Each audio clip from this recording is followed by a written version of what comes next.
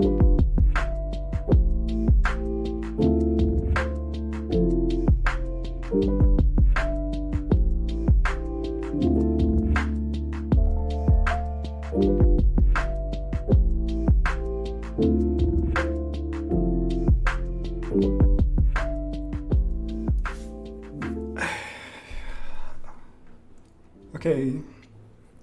good evening everyone, and please welcome to my stream.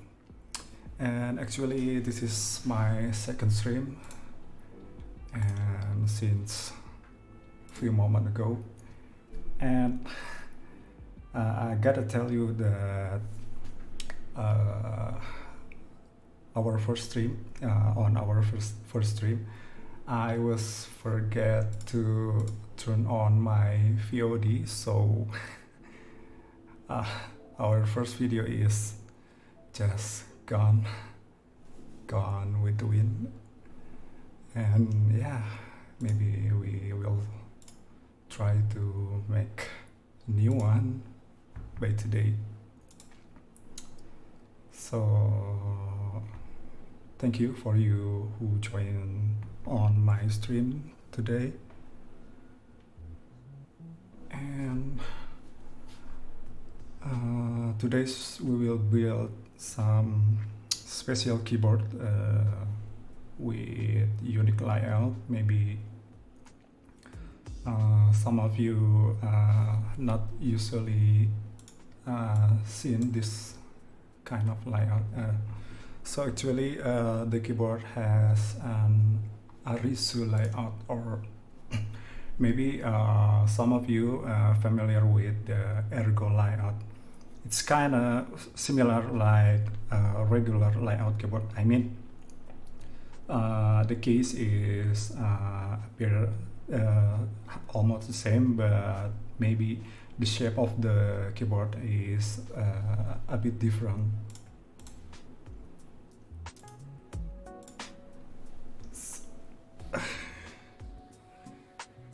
It's really cold tonight in my city.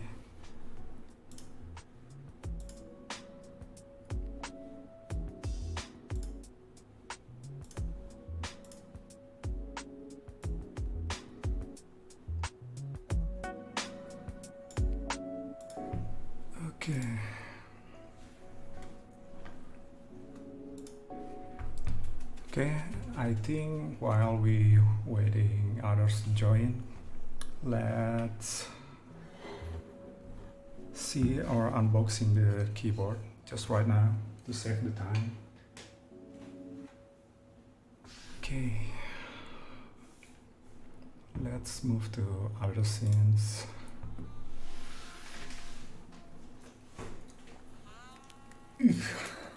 Okay. Wait.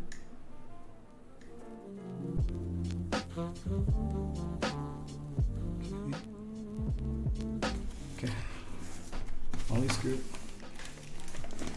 So this is the board. I was love this board. Actually, the client has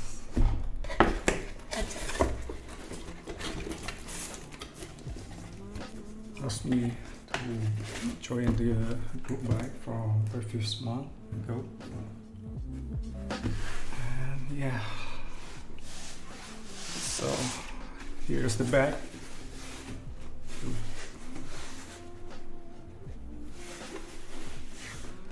The OwlabPlate Arisu.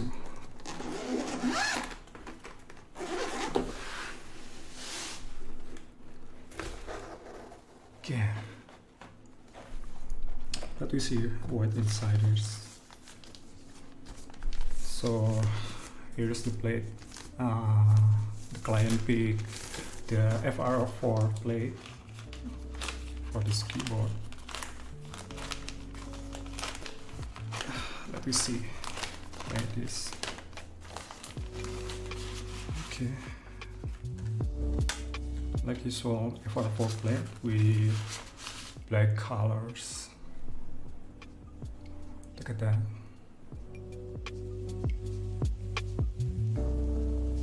Oops, Okay, so the plate is split by two sides, left and right, but the PCB is still on one part, and we'll check it soon. And this one, this is what the name is.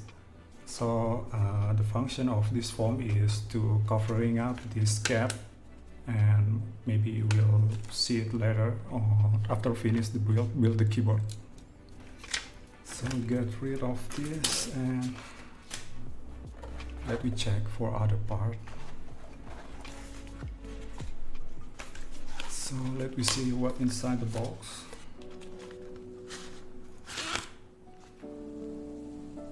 So there is a screwdriver with hex screw with 1.5 millimeter. That's good.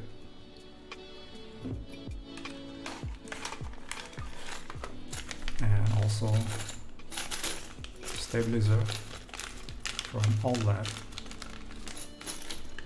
and Teflon. I think it is Teflon material. Let me see. Okay, yes, correct. Teflon stabilizer pad. Okay, but for tonight we will be using the Durock V2 as always. It is the best one stabilizer that I can recommend. Oh, wait. There's another part. So here is the screw. I think this one is for the spring mounting, since this keyboard has a unique mounting from any usual custom mechanical keyboard. This is the rubber one, and okay, let's see the other. So I guess this one is the rubber fit. Okay. And this one is the daughter board with the kind of ribbon cable style. That's nice. And also another screw. And this one, I think this one is for the stand of the plate. And let me open the PCB.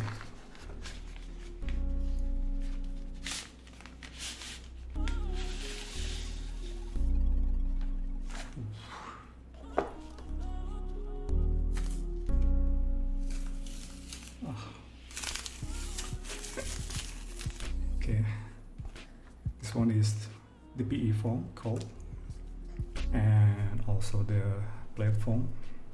It's quite thick.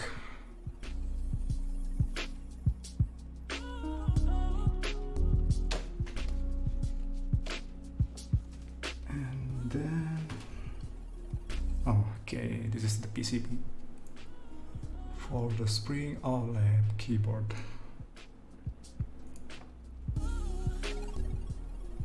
Also on the left side we have the LED light. Okay, let me check the physical of the PCB.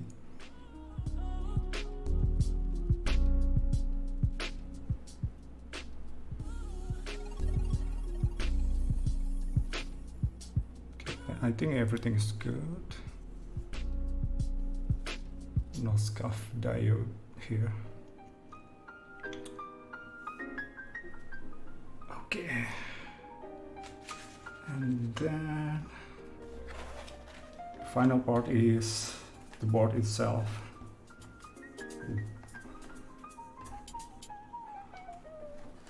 It's quite hefty anyway.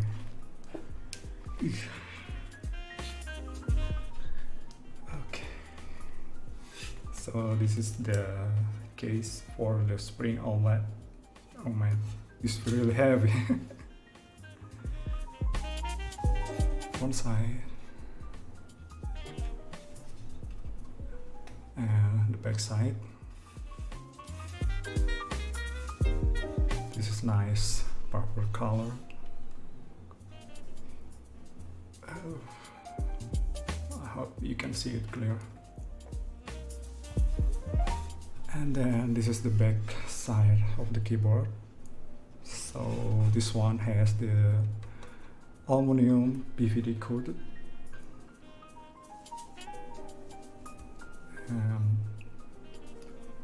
Yeah, it's still wrapped in plastic. And I think I will now peel off the plastic. Let the client do this by himself. Okay. Okay, maybe you can see the inner side right here. So those one is the spring, the mounting spring. We will open this later during the build. Alright.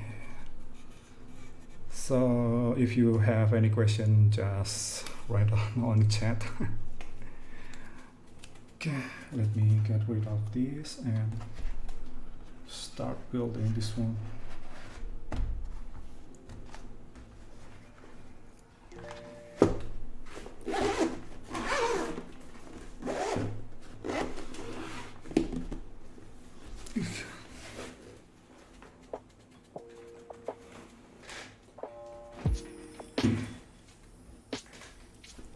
Boom. Oh.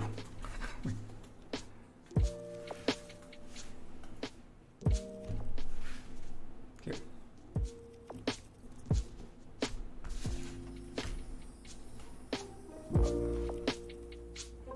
You see, put it right here. Also the phone.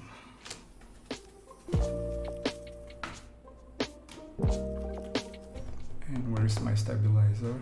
Okay, right here.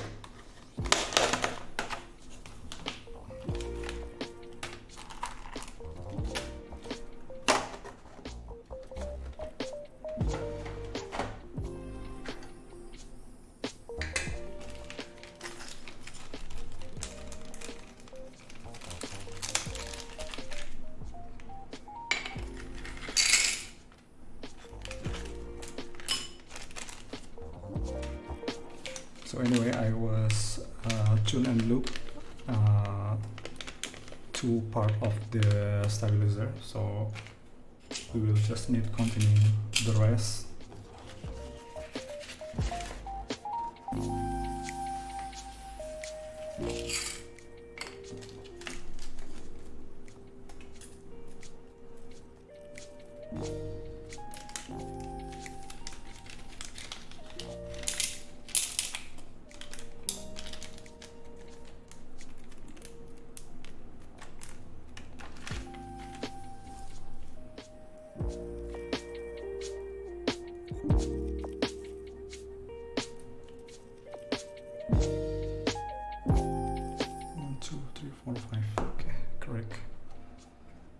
So for these three stabilizer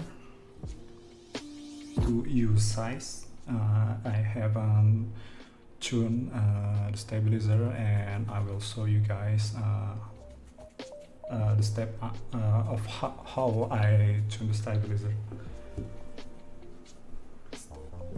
Okay.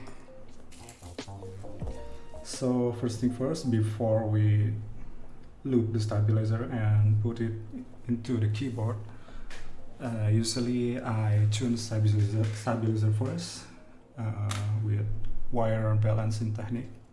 So I use this unused iPhone. I don't know what series is this, but this one is an old iPhone, and I think you can do with any kind of stuff as long it have a flat surface.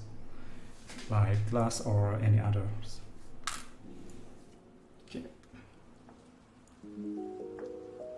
Let me check this one.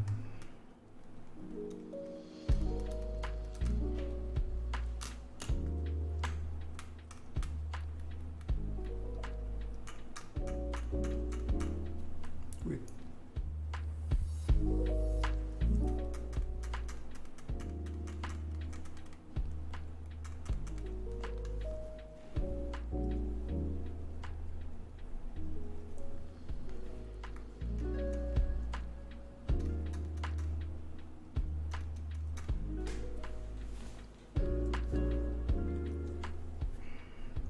Okay, now I'm trying to stabilize the wire so it will balance on both sides.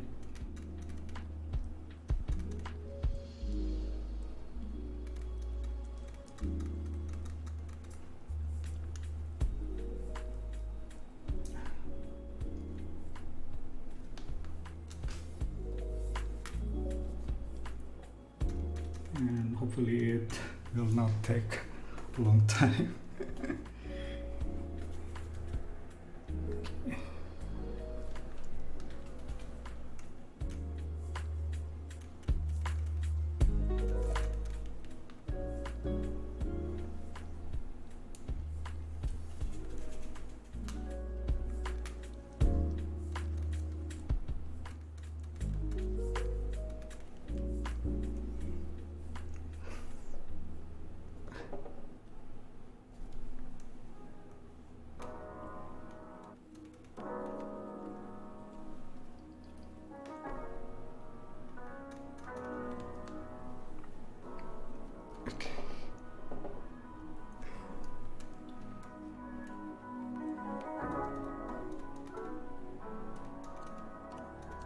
Okay, come on.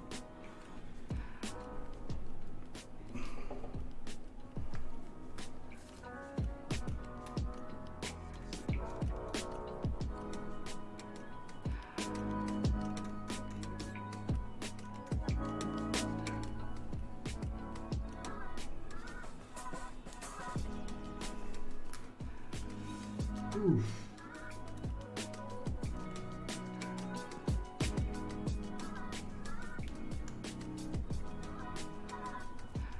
Even close. Come on.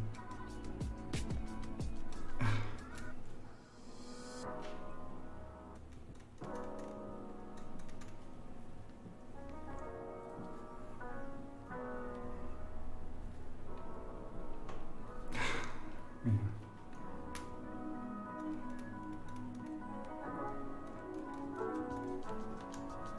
Still the same.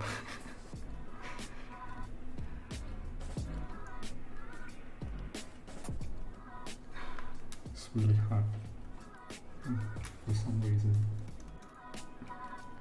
Anyway, if I tuning the step, I cannot predict how long it will take. Sometimes it will take only 10 minutes, but in some case, oh my god, what is this?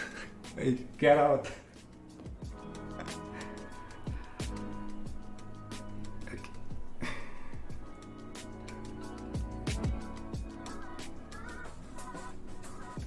There's a fly.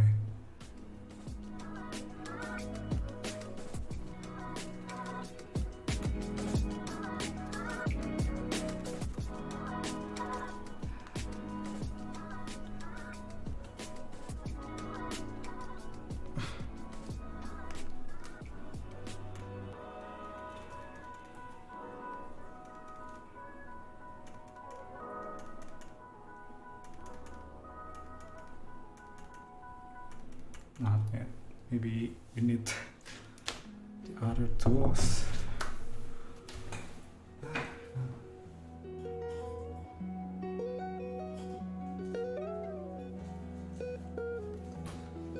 Okay, so if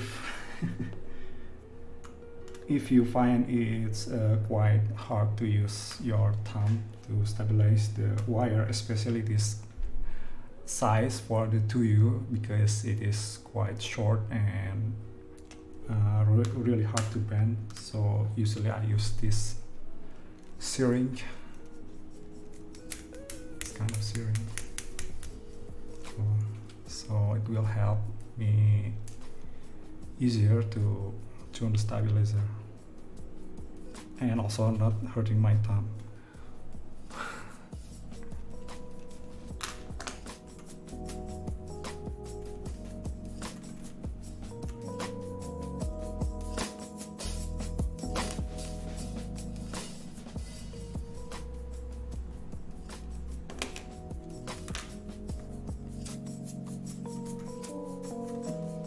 Not yet.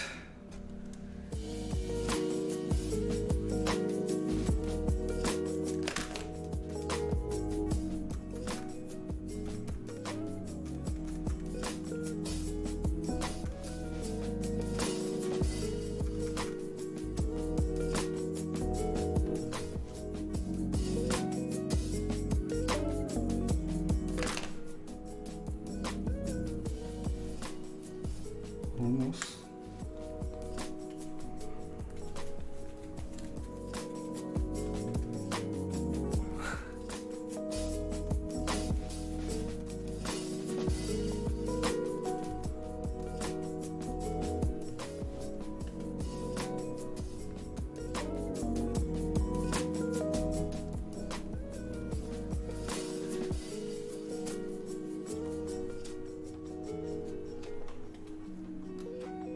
Not yet.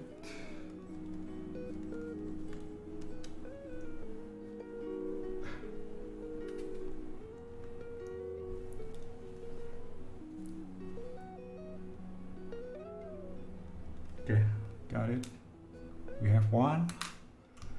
Let's start the others.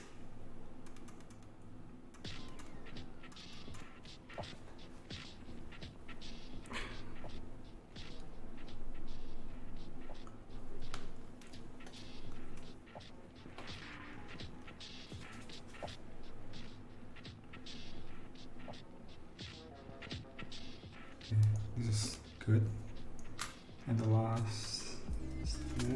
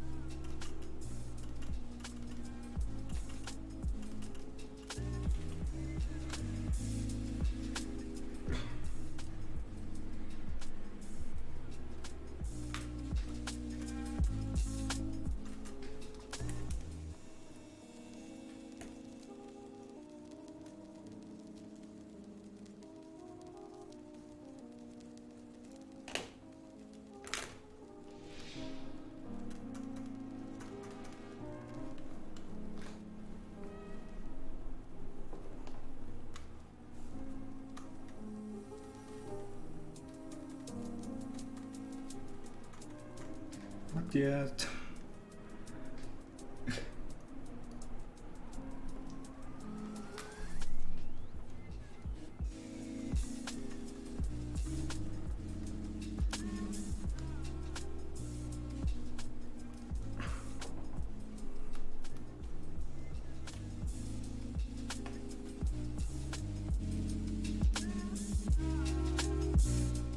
Almost.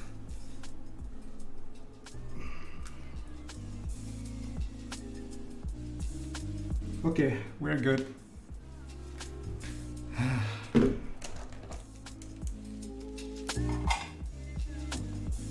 Okay, so the next step is lubing the stabilizer.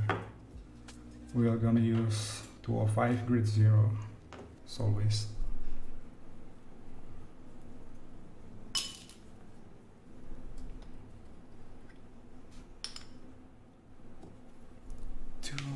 Grid 0.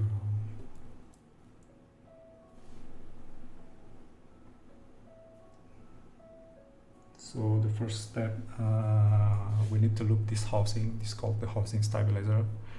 For you two guys, if you don't know, but I think if you already joined to the hobby, you will not, you will recognize this one. And yeah, maybe in the next I will close my window so there is no strange insect coming to my room. Sorry.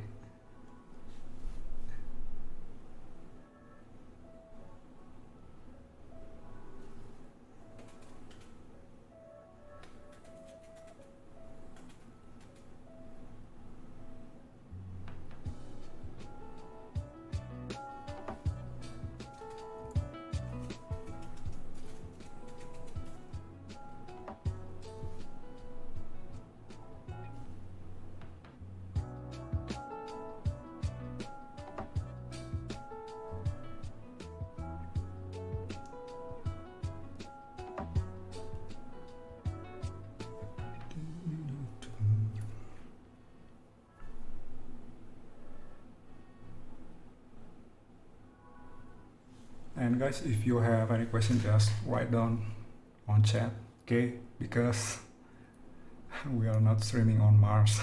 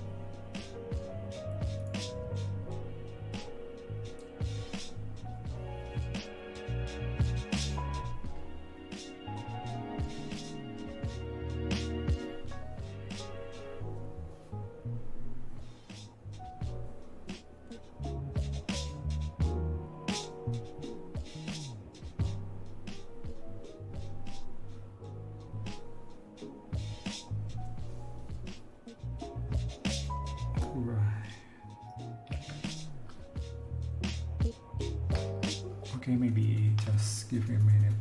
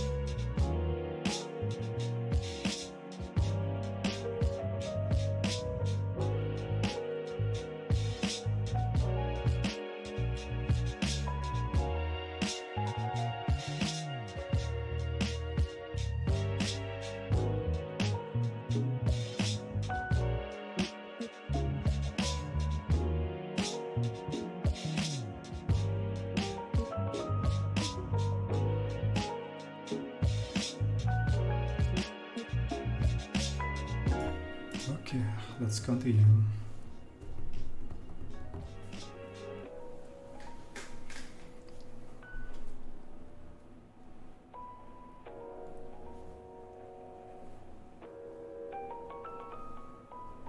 So the next part is we put the stamp into the housing stamps.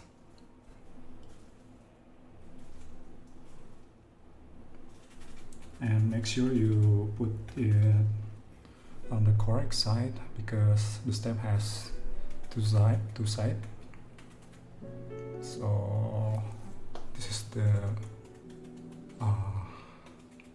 sorry. Okay.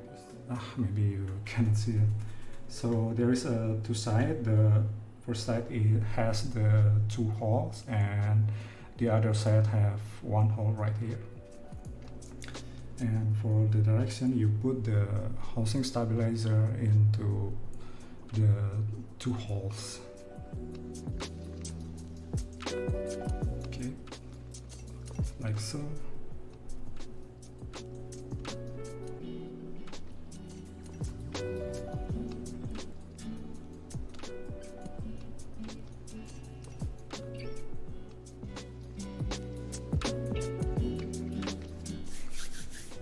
Okay. And now we will loop the stabilizer. Loop the wire in. And let's change our brush for this one.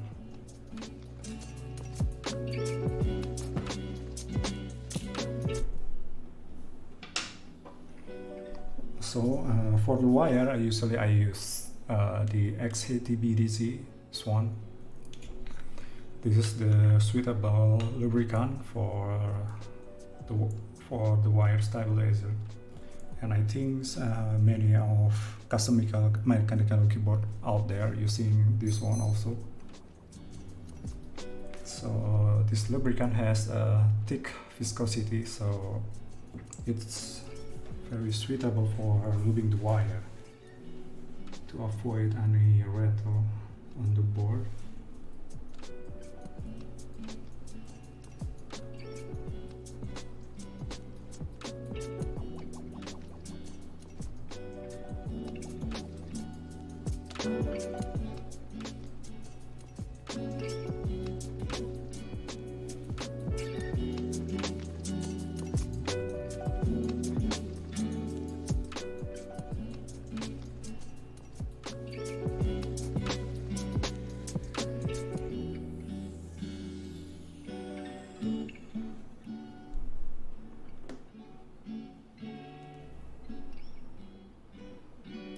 Carefully put the wire inside the hole, like this, and give a little bit force until it snaps, and continue to the other part.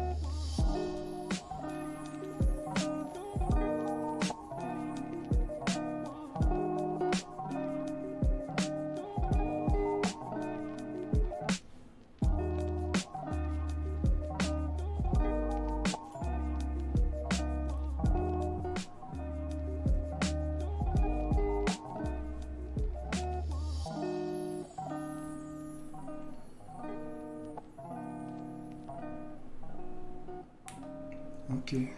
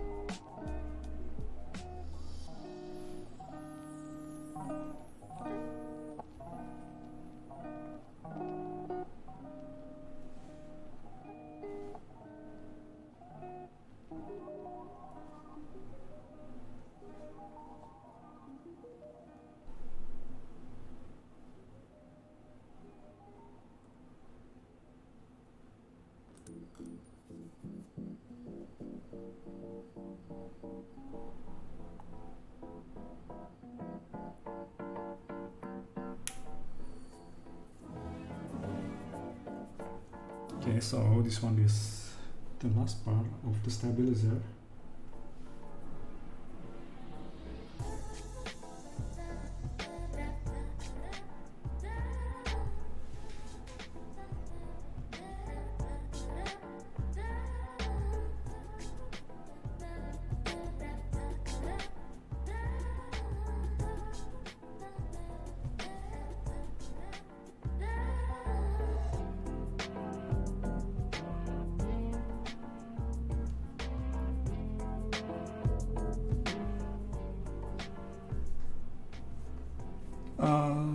The plate I'm using right now is the FR4 plate. So basically the FR4 plate is the same material as the PCB. So the client only buy one kind of plate, so we are gonna use the FR4. Anyway, thank you for asking.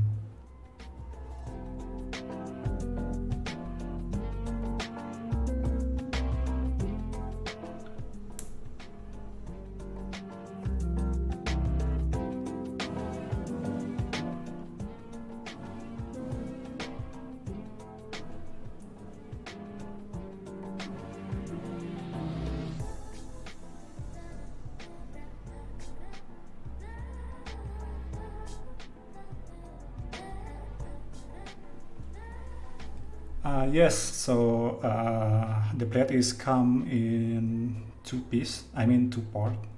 So there is the left side and the right side, but the PCB remain in one piece.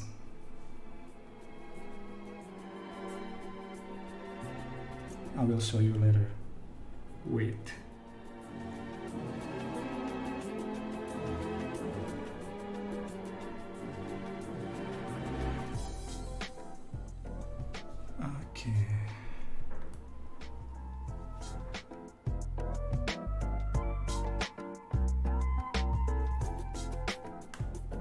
Okay, we're good.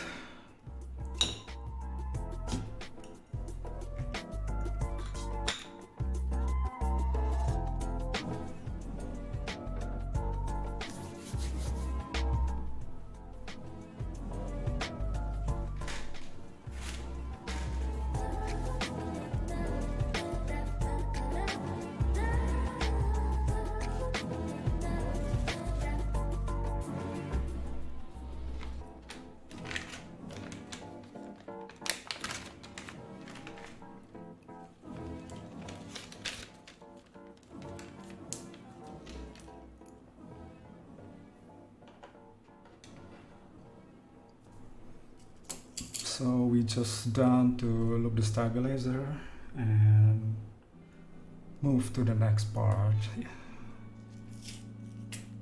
And now we're gonna put the stabilizer onto the PCB. Okay, so this is the foam, and for today's build we will apply all the foam part. And I think the OwlabPlate keyboard has so many foam into their keyboard lineup. And previously I was built some OwlabPlate keyboards such as the Mr. Sweet, also the Jelly Pink. And I think almost of their OwlabPlate keyboard has the same signature sound, because yeah, they put a lot of foam into their board. Oh, sorry. So we will install the stabilizer first.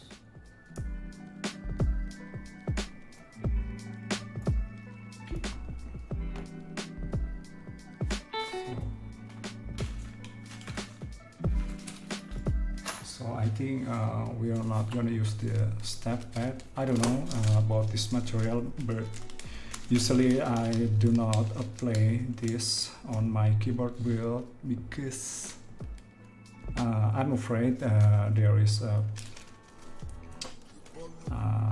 this can make the stabilizer is feel mushy,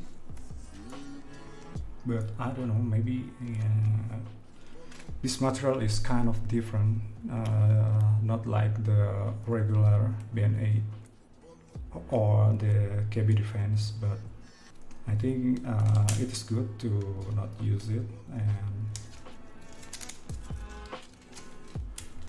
just use the stabilizer only.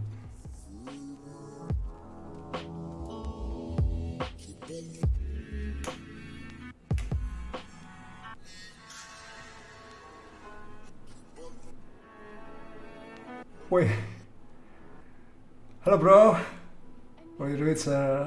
I'm doing well. Jangan serius, aduh, enggak lah, bisa dikit, nggak jago-jago banget. Will you change to the step sound too? Yes, but I think if we are not applying the what is it called, the foam or the stabilizer pad, I think the sound is I prefer not using the step pads because in some case it can cause some issue, so we'll stick to the default as usual.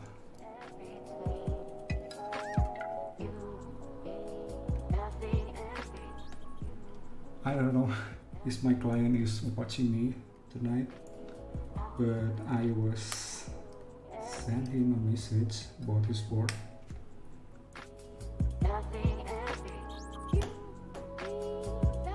And I hope my sound is quite clear.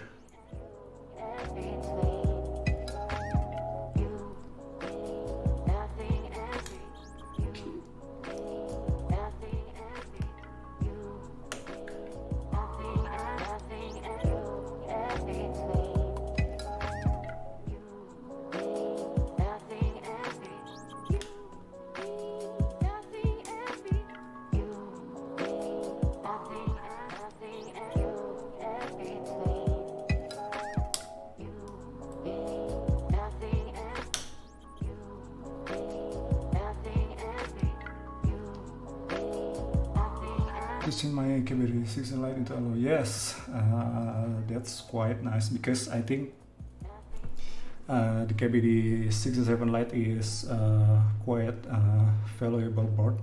I mean, value for money, and yeah, I'm still using this one until now. This is my only one keyboard just right now. I was have several keyboard, but I was sold it. So previously I have the KBD75 V2 with full alu case. I think I was sold it last year, and the reason is I was brought the Mode 65 E white. I also was sold the board maybe around 5 or 6 months ago, and I think I will find another 65% keyboard, but for this year I don't see any interesting good buy, so we're just waiting any update. Okay.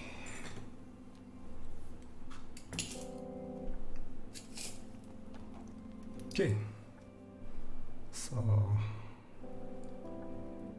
next step is to put the screw stabilizer also with the washer. So this red one, if you buy any stabilizer, so this one is called the washer. So what is the functionality of this one? in some case, if you see here, so there is a screw, and so this is one, the line of the copper of the PCB. So in some case, some PCB, maybe the design is too close with the wire, the screw mounting, so we need to install the washer to prevent any short of the board. Oh, what's wrong with the mod 65 quiet deal for selling module? Yes, because at the moment I need to renovate this room, so so I think it's better if I sell the board, because yeah, there is I need some money at the moment, so I think it's okay to solve the board. We can switch to the other.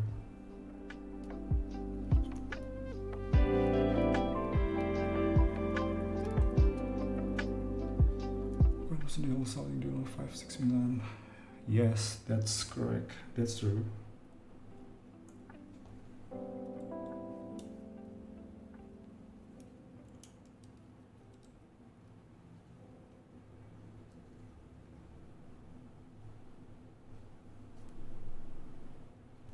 Oh my god, sorry.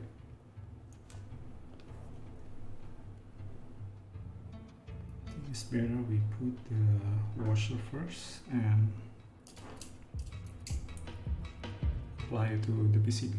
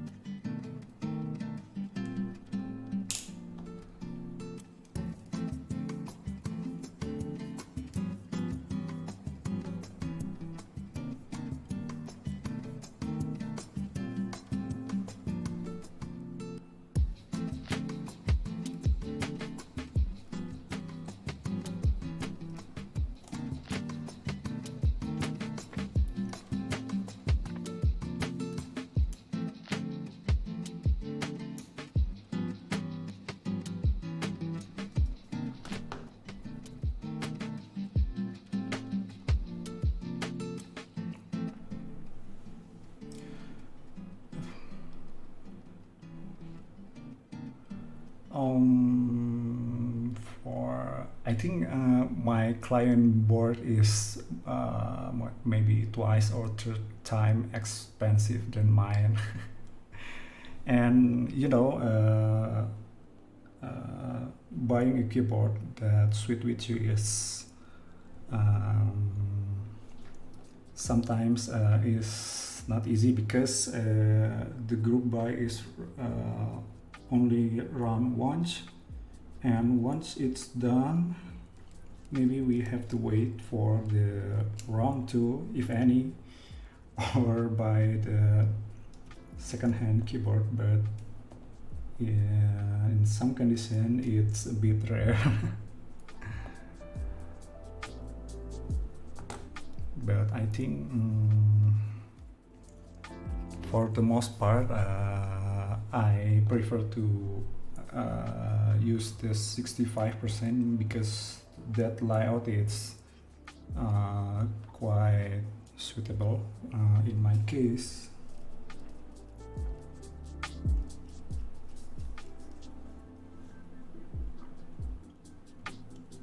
And anyway, for this OwlabPlate spring, actually before my client decide to buy the board, I was planning to buy two unit. I mean, one unit is for me and one unit is for my client. But at the time, there is rules from the OLED that say we cannot purchase more than one board per household. So I think it's better to give the slot to my client, and we will searching for another. It's okay.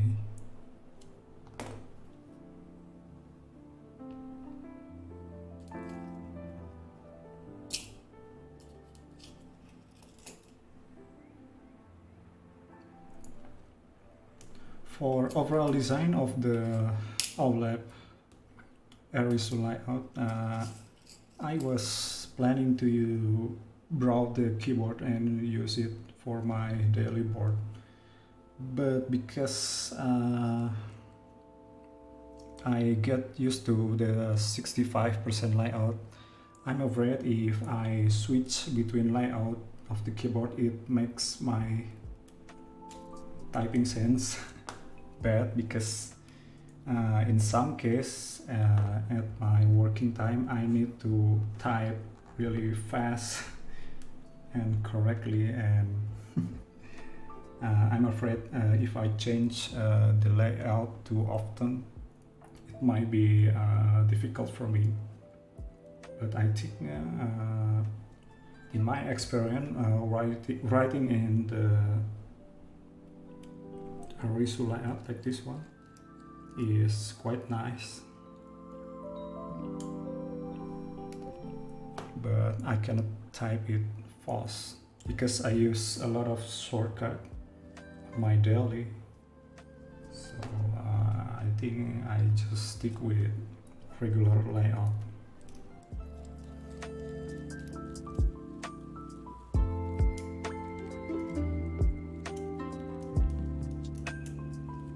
The overall design of this board I really like so much, but there is some part of the keyboard that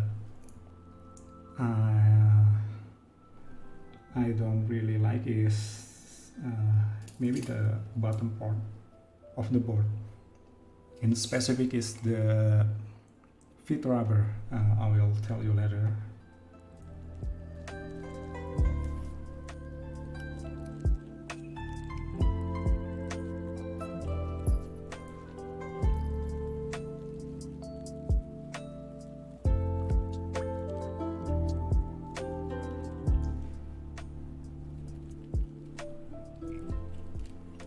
So for you guys who do not have the custom mechanical keyboard and have planning to buy one of them, maybe first thing first, you have to decide what layout of keyboard that suits with you and your situation, because I think it is very important to decide what type of layout of the board. So if you like to have the like 75% layout with the FN row, and or maybe you need the compact layout like 65% or the 60%. So it is, I think it is depend on your needs. Okay, this enough. We just screw all the stabilizer onto the PC. Oh, sorry, I missed one.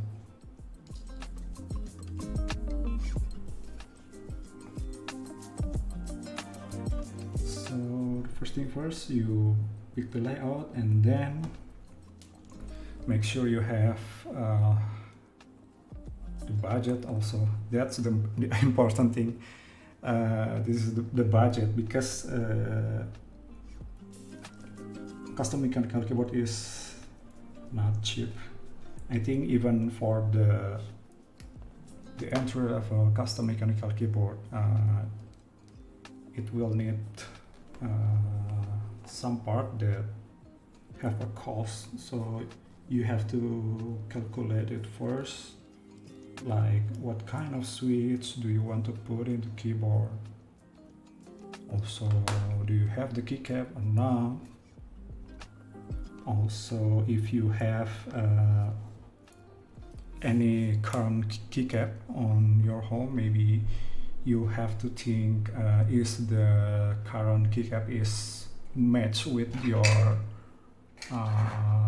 keyboard build plan. Been looking for you, okay, the visual looks good, to know if I will enjoy it. How do you think about it? Yeah, as I said, it is depend on what you need. For me personally, I use the arrow keys a lot because, yeah, as I said, on my daily usage, I use a lot of shortcut. And in terms of custom mechanical keyboard, the VIA software is helping me a lot because I can modify my keys and also create a macro, so it is helped me a lot during working. And I think why the first time I was original is not following. Okay, thank you, bro. Thank you for following. Oh my god. Okay. Hello. Thank you for following. So I wanted to tell you a bit. The first time I joined this hobby is, I mean, for the custom mechanical keyboard. So the first board I have is like pre-built keyboard, and I was brought the keyboard for gaming purpose in, I think, 2019 maybe or 2020, I forgot. So I was brought the pre-built keyboard with the ridiculous blue switch. Okay, and then yeah, I was brought the keyboard only for gaming purpose, but at the end, when I'm using the board for my daily, especially for my working, so I got a trouble with handling the shortcut with the keyboard, because as you know, the pre-built keyboard is have a limitation in terms of keys customization. Maybe in some board recently you can adjust some pre-built keyboard has the software, but in some case also the software is not working on some operating system. So for my daily I use Mac OS for my main system. So when I used the pre-built keyboard and connect to my laptop, and I found that some of my regular shortcut doesn't work with the board. So I think I was thinking that okay, so I think the keyboard is quite good for at the moment, and then but the keyboard I cannot use the keyboard for a lot of things, and then after that I've been in searching and find the custom mechanical keyboard. No. I mean for the first and then after the first pre-built keyboard, I turned my keyboard to the Keychron K2.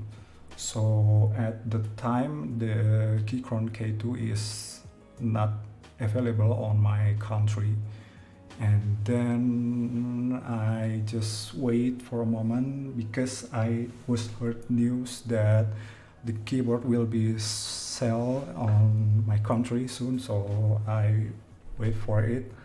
And hello Shanier, hello. And then after thank you. So and then because I was searching the keyboard that suit with my operating system, which is the macOS. And when I brought the K2, I feel really great with the board, but not far from that time, I was found that there is a custom mechanical keyboard in 2019, and I was searching on internet what is custom mechanical keyboard and what's special about it. And the one interesting part that I really like is so you can customize your own keys on the board. And then it is really great because you know when you can able to customize your keyboard to your need, it's really great because yeah, you can have everything like this one. This is the 65% layout, but actually we can customize all the keys to this board, and you can create anything you want. You can create any macros into the keyboard. And also the best part is it is working on all operating systems such as Windows, macOS, Linux, and yeah, anything. And when you switch between the operating system, the software, which is VIA, is helping you a lot for that.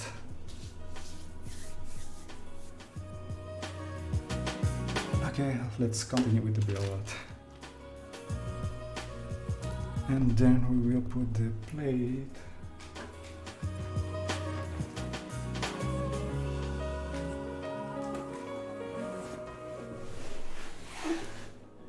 Where's the plate?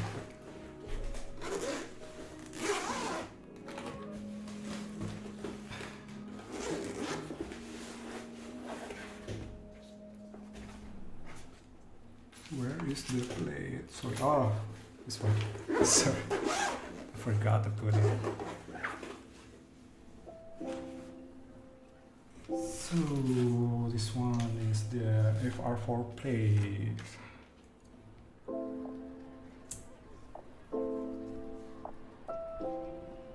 And then we will put the foam.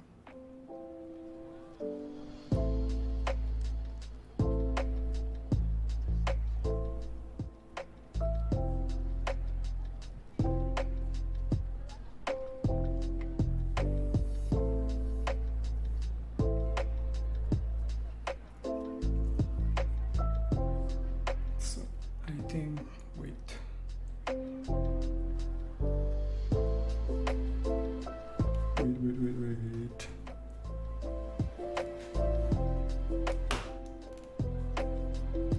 Which one is which? I think this one.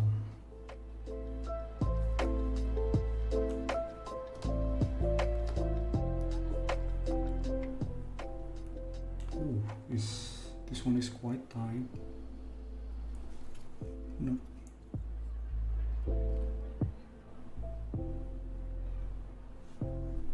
Wait a minute. Heard that spring won't have the second run. I'm not sure for that, but from what I heard, the spring, I mean, for the next iteration of OwlabPlate keyboard, they gonna switch the software to VIA rather than VIA, because I don't know, maybe they have to wait for a while if they push the JSON file into the VIA repository. So I think they want the software is launched as fast as possible, so they turn the default to file, sorry.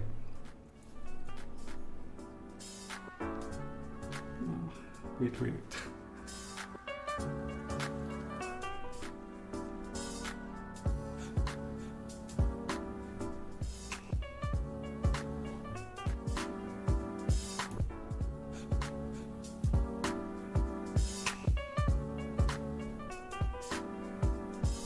Spring master. Oh my god. No, this is the first time I built spring. Wait, this is about strange. How we put this one?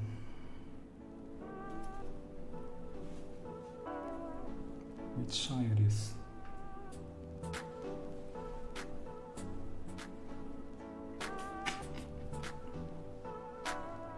Okay.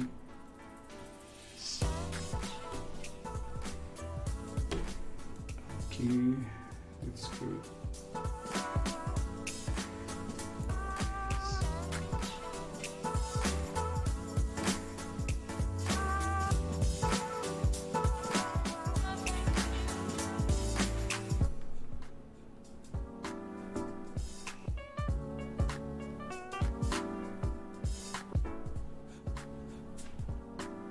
Okay, I think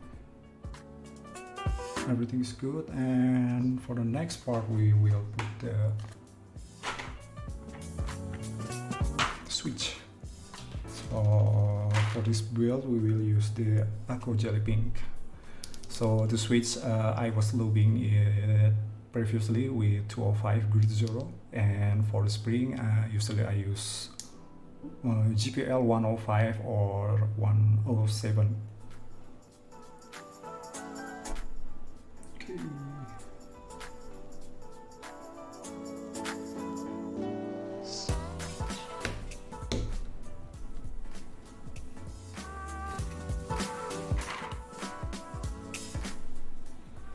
So guys, just for information, if you try to put the switch into the PCB, especially for the hot swap board, you have to make sure that this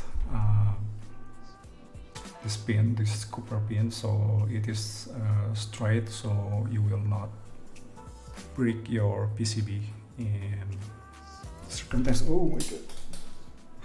Sorry.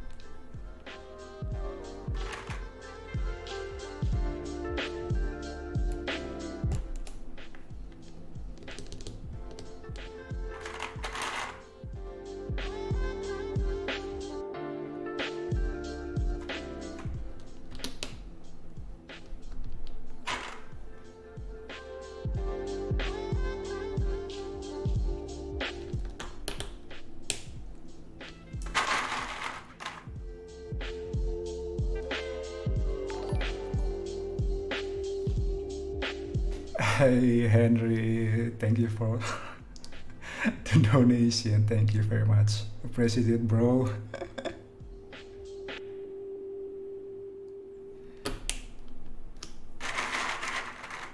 So this switch for the Akko Jelly Pink, I think the switch material is almost similar with the Ultimo Silver, because it's quite hard when you open the switch and put it back.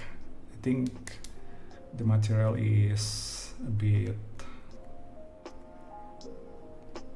hard to, the material is almost similar with the Ultimo Silver. Yoo-hoo!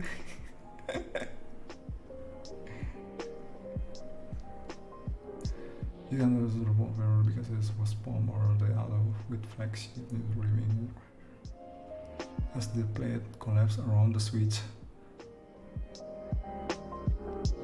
Yeah, I was heard that if you build this keyboard with the palm and alloy, the flex cuts since this board has a lot of flex cut right here, so in some case it will be difficult to put the switch.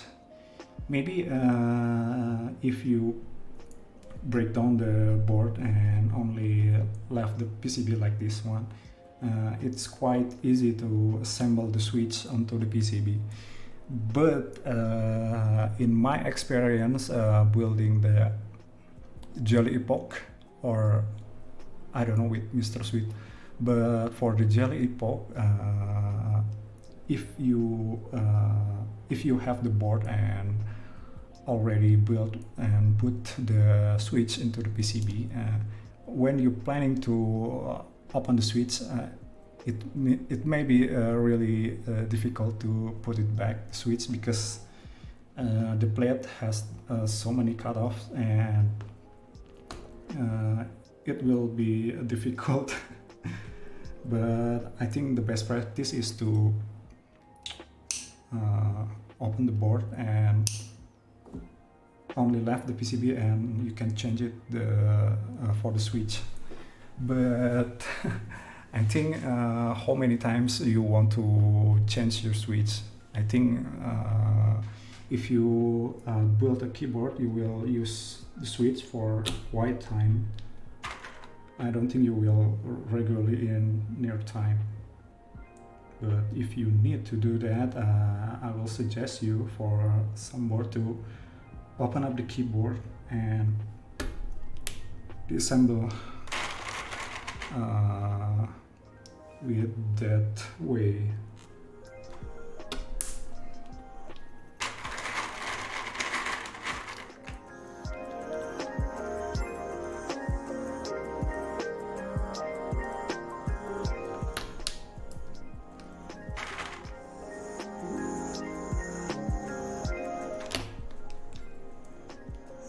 Okay, I think it's time to testing the stabilizer.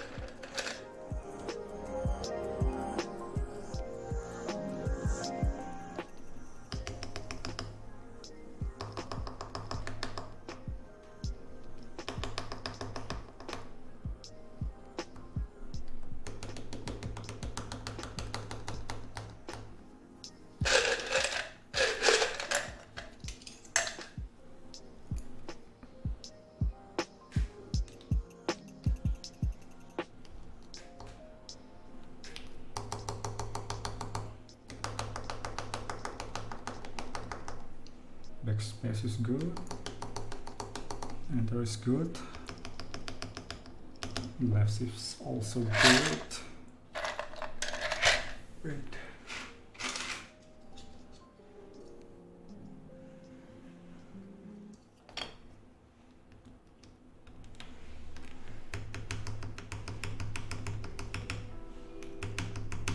Left spacebar is good.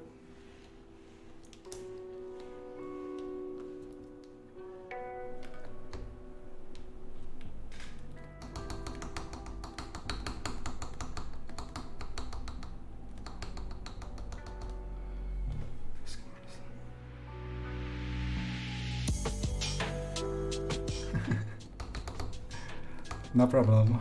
Welcome to stream. Yes, Iron 165 is one the good keyboard on the market, but the price is also good. And I think I never tried to build the Iron 165, but from what I heard, that the mounting of the board is not to flex. Okay. But it's quite nice to have if you can.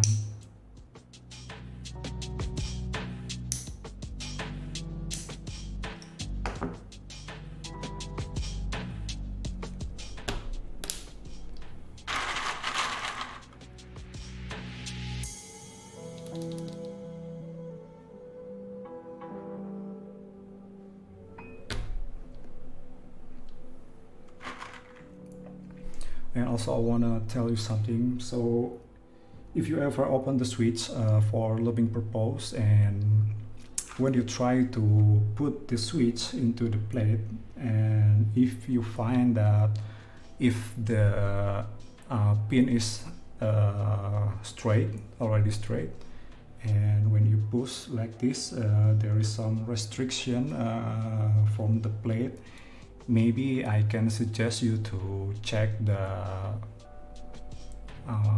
housing. Is it clipped well with the from the top housing with the bottom housing? Because sometimes when you lubing the switch, when you put the top housing into the bottom housing, it in some case it not fit quite well, so you have to check it out and just give it a press and make sure it connect properly.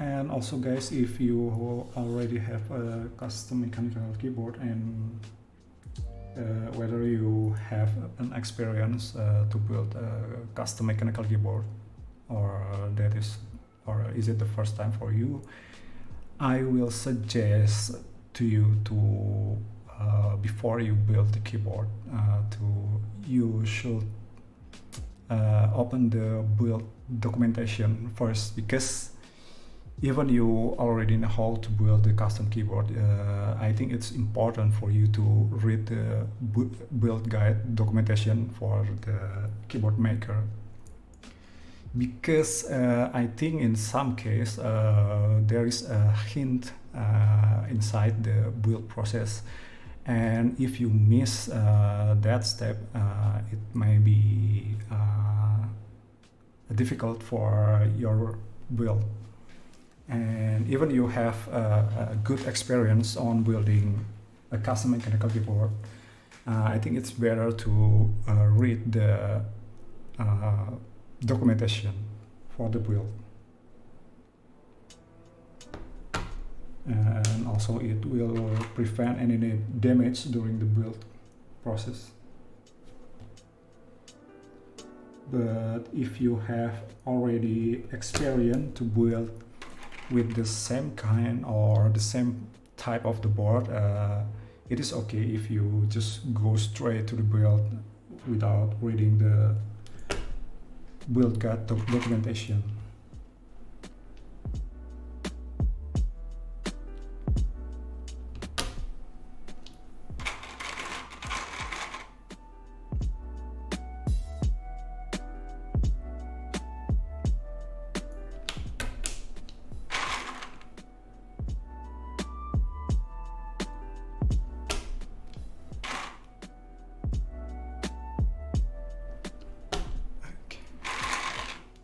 Why pink? I don't know, bro. This is my client board. This does not belong to me. So the client was build some keyboard, and I was handle some of them. So I was build him. The first custom keyboard is Akko. And then the second board I was built for my client is, this client is the Thing 6.5 custom mechanical keyboard. And this is the third keyboard that my client want me to build. And for the first build and the second build, I would suggest him to what type of switch do you want, like do you have any plan for using the board? Is it you are using for daily setup or working on regular office, or for the gaming purpose? Because if there is a client come to me and asking me, I want to build a custom mechanical keyboard. The first thing I want to know is what is the purpose of the board?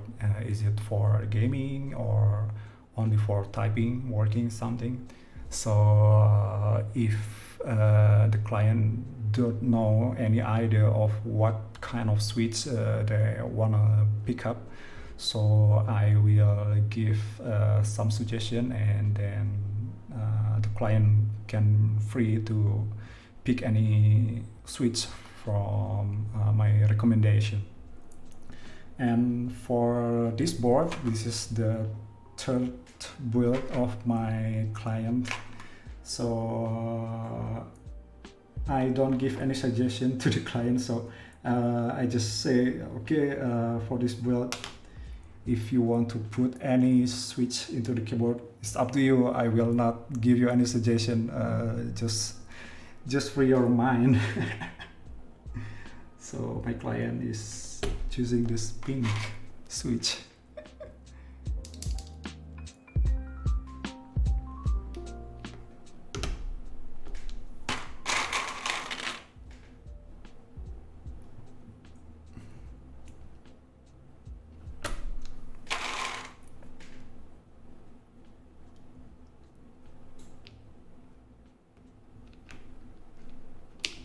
Wait. Okay. This is okay.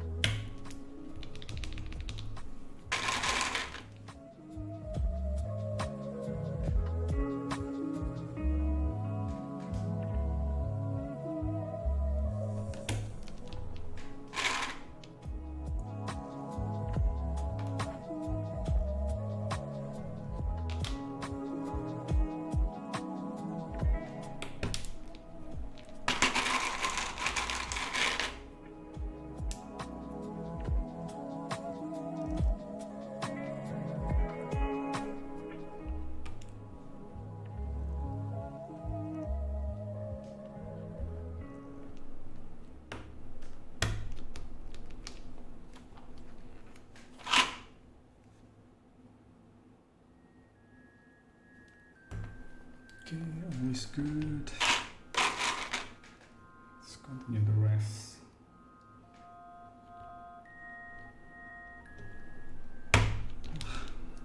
It's quite tight on the bottom.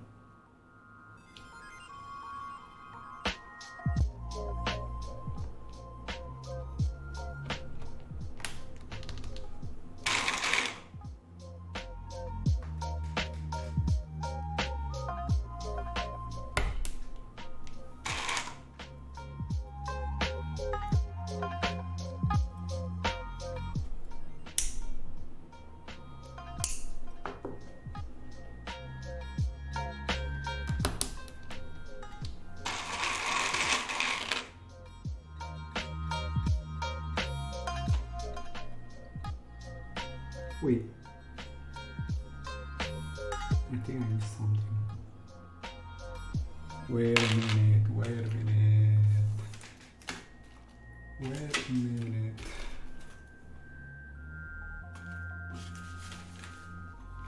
Ah, this one. Oh my god. Okay guys, sorry, I was forget to put this standoff, since this is the hot swap keyboard, so it is important for us to put this standoff, because if not, when you disassemble the keyboard, the PCB and the plate will collapse. Okay, no problem. You have the time. Don't be rushed.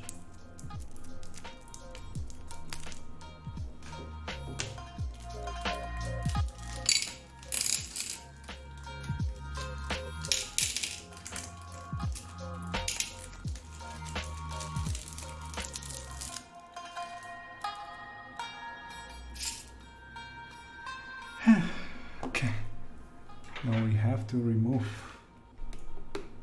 all the switch. Oh my god.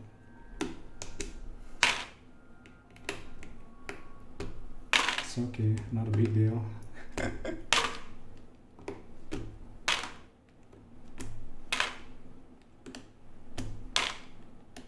Maybe we will put not all of this standoff, maybe in some part, just to make the typing feel not too harsh.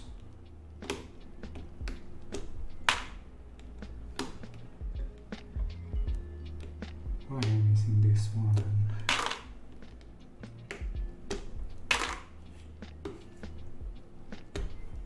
Fortunately, this is not soldering keyboard, but if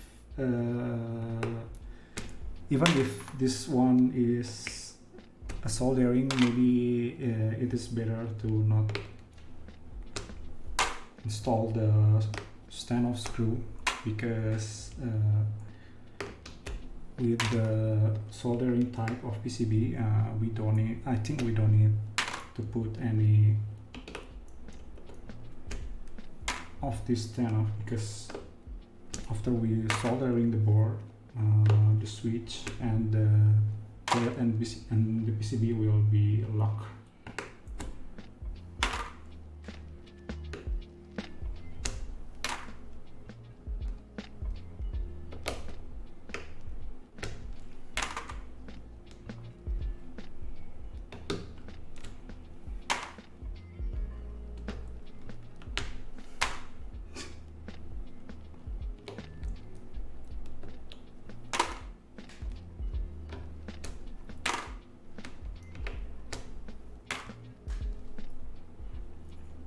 Using the sense of the 00 will make it stiffer, perhaps.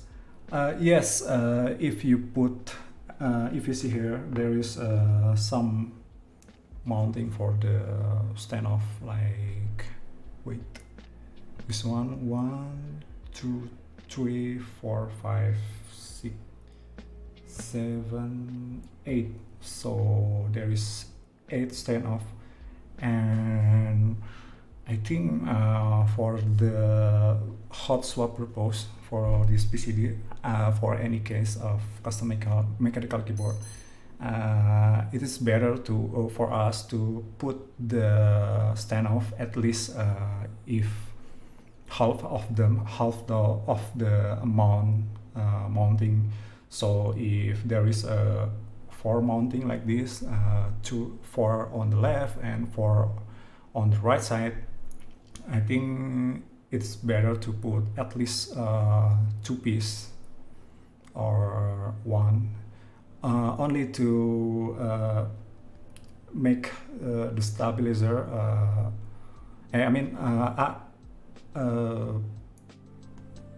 It will avoid. Okay, come on, what is the word? It can prevent the plate to fall off or collapse from the PCB, because if you know this switch, so why this plate is holding up the PCB is because there's switch between the plate and the PCB. So if there is no switch at all, the PCB, this one, will collapse when you disassembling all the switch, if the keyboard is built already. So I think it is better to put the standoff at least maybe 1 or 2, just to make the mounting is not collapse when you planning to disassemble or the switch or changing the switch. So you don't have to disassemble the whole keyboard.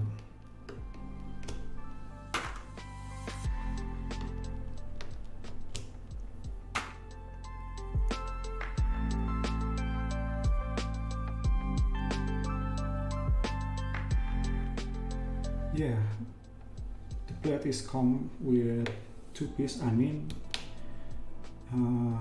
The purpose is to make the plate movement is more even flex. From what I saw on the YouTube or videos, this board is have a quite flex, maybe not flex, it is a bouncy typing experience. So some of you guys may be a bit confused what is the difference between the flex and bouncy, so let me demonstrate a bit. So for example, let me change the screen. So for example, this one, just pretend this is the plate, and if the keyboard has some type of the mounting system, like gasket or like this one, the spring. So why we call it flex? So if we give pressure to any area of the plate and the plate is bound like this, so it called the flex. So what about the bounce typing experience? So the bounce is if you press in any place around the keys, if the plate is just move down with the same movement, the flat movement like this one. So pretend you press the board and the plate is moving like this, so it's called bounce. So there are 2 kind of different movement in terms of flex and bouncy typing experience. And I think for the spring, this board, this one has a bouncy typing experience.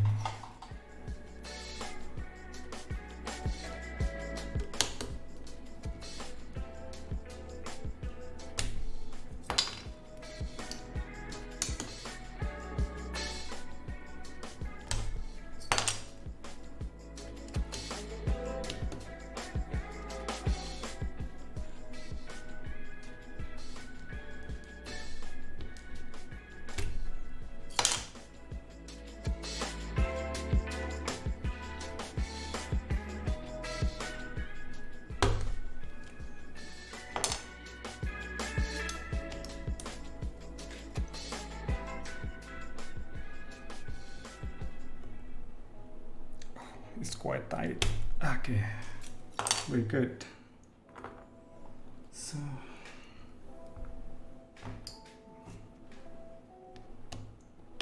we pull all the switch and put the stand off.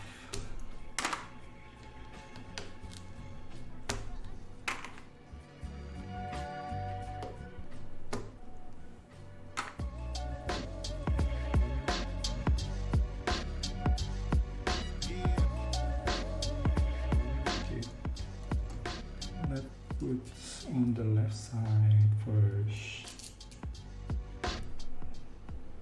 I think we should put this one.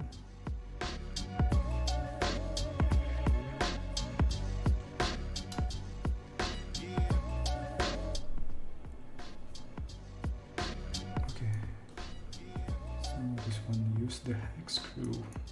Get it correct. Wait.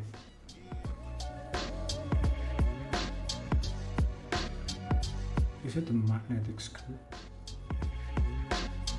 Okay, never mind.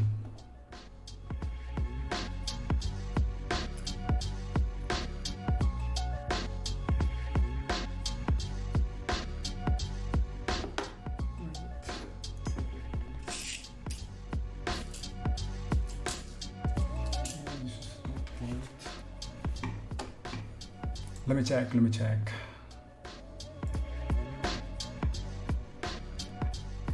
The screw.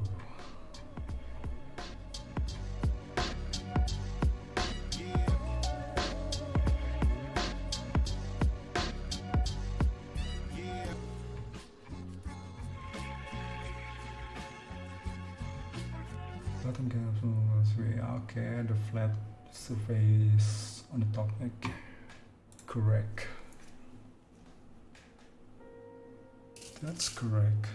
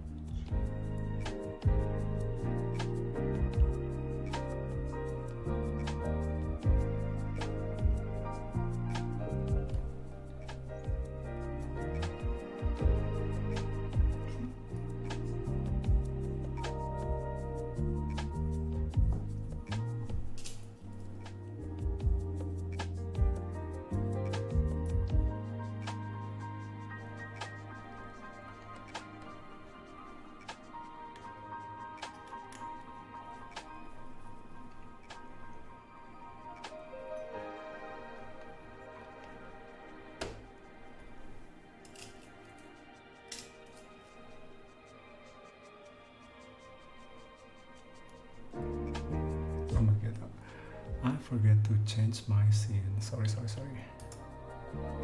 Okay, so this one.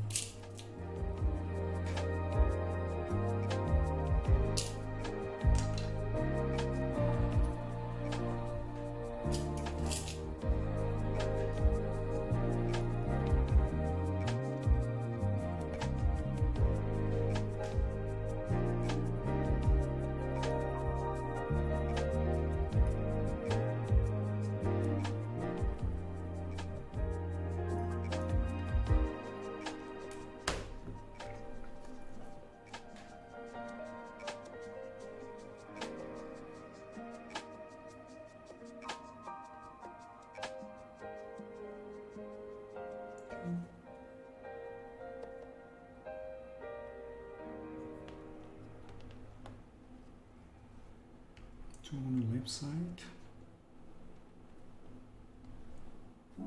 and 3 on the right side.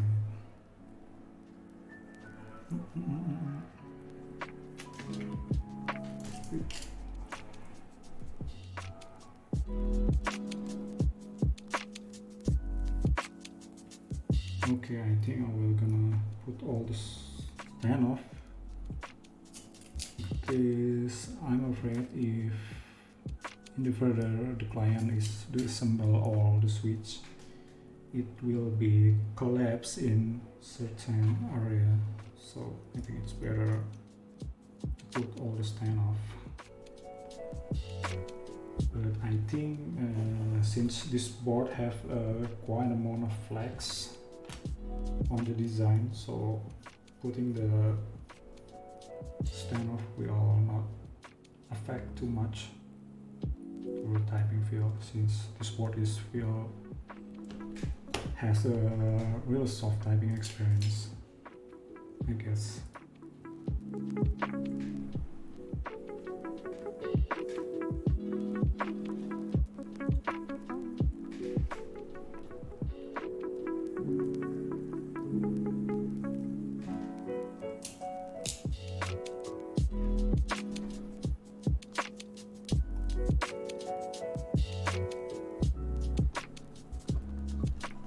So I think it's been a while since I built an Alice. The last time I was built an Alice layout, it's about maybe 5 or 6 months ago. I was built a Alice layout keyboard with acrylic material for my client.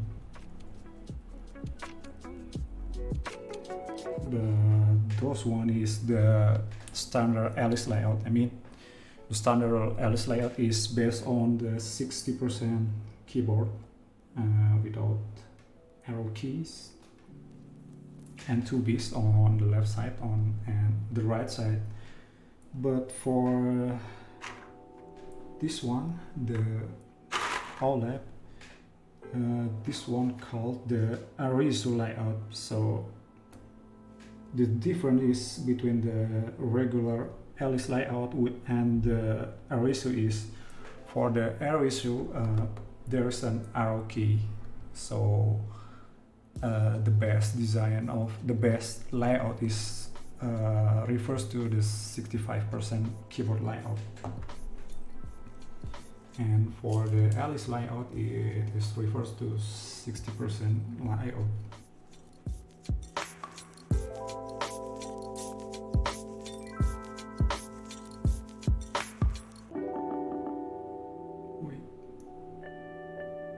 This one has different sizes of screw. Wait, I need to bring my screwdriver set. Where is it?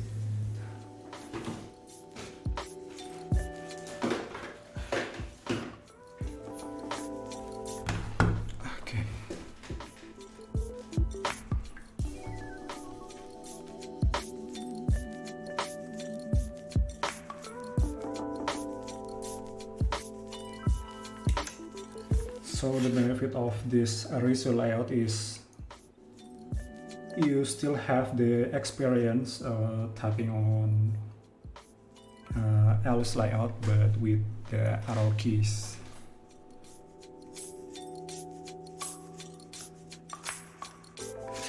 But for this layout, for the spring,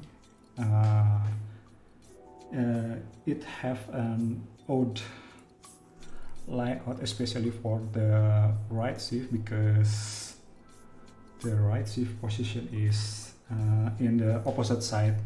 So in regular 65% like this one, so the right shift is on the left side of top arrow, and for this one, so the right shift is placed in the opposite side on the right side. Maybe for some of you guys who get used to use the right shift for a lot more, it can cause a trouble, but for me actually it's just fine, because as time goes by, for any keyboard you have, if it has a different layout, you will get used to it by the time. I think it is okay.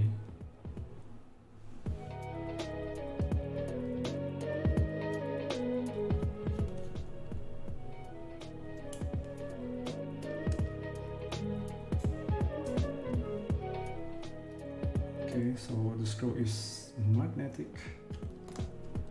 This is good, because in some of keyboard DIY, the screw is not magnetic, so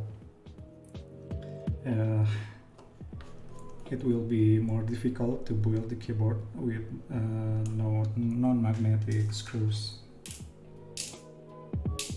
Also, I think the quality of the screw with the magnetic is quite good, rather than do not have the magnetic, but I'm not sure about the material is.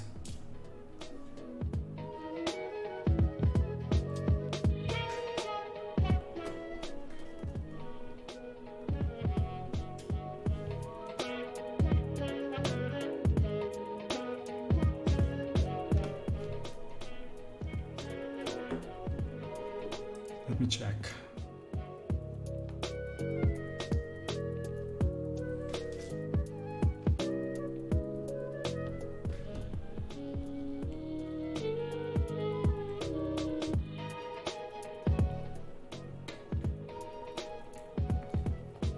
So in this section there is a one hole screw for the standoff, if you see from the back side, right about here. But I think in this occasion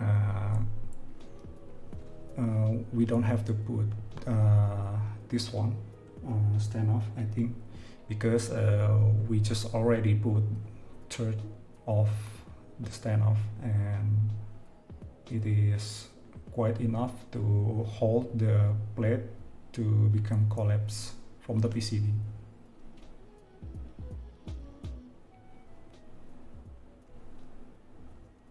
Okay.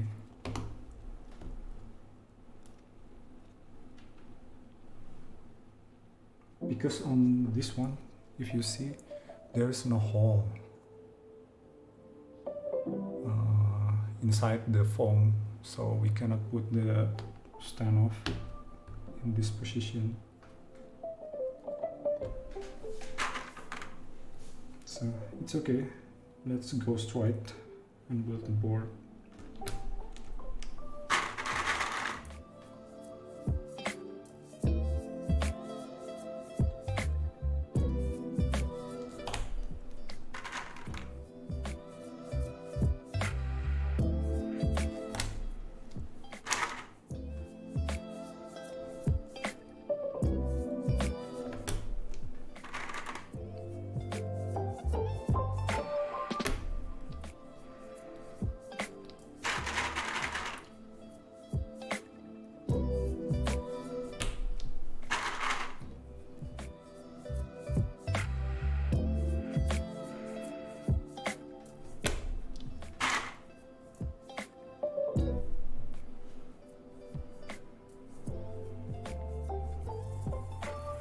Yes, Raiden, I agree with you, because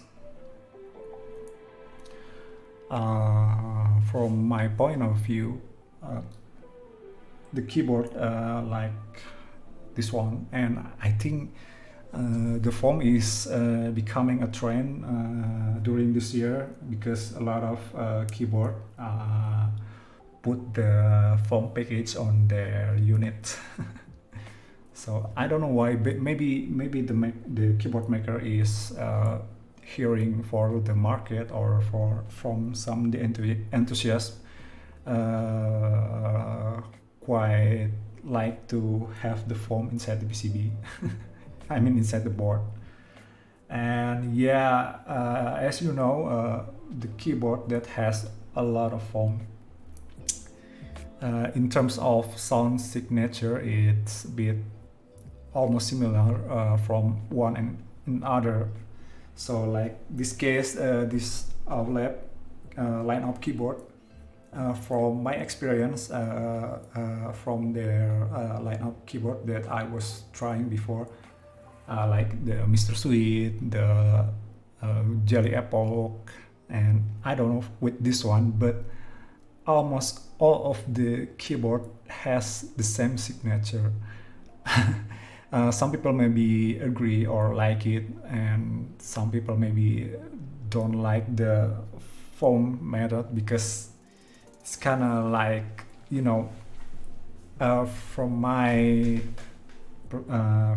point of view, if the board has a good design and a good structure, you know,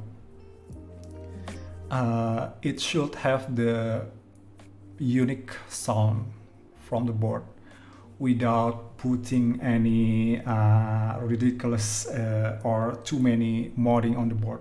So that's what I thought about a good keyboard. So if the default of the keyboard have a good sound, although that kind of subjective things, but for me, if the keyboard has a good design, I think I mean the good sound without putting any modding on the board, just put the switch and the stabilizer. Also you have to tune it if the board sounds good from that. So basically that is the good keyboard is.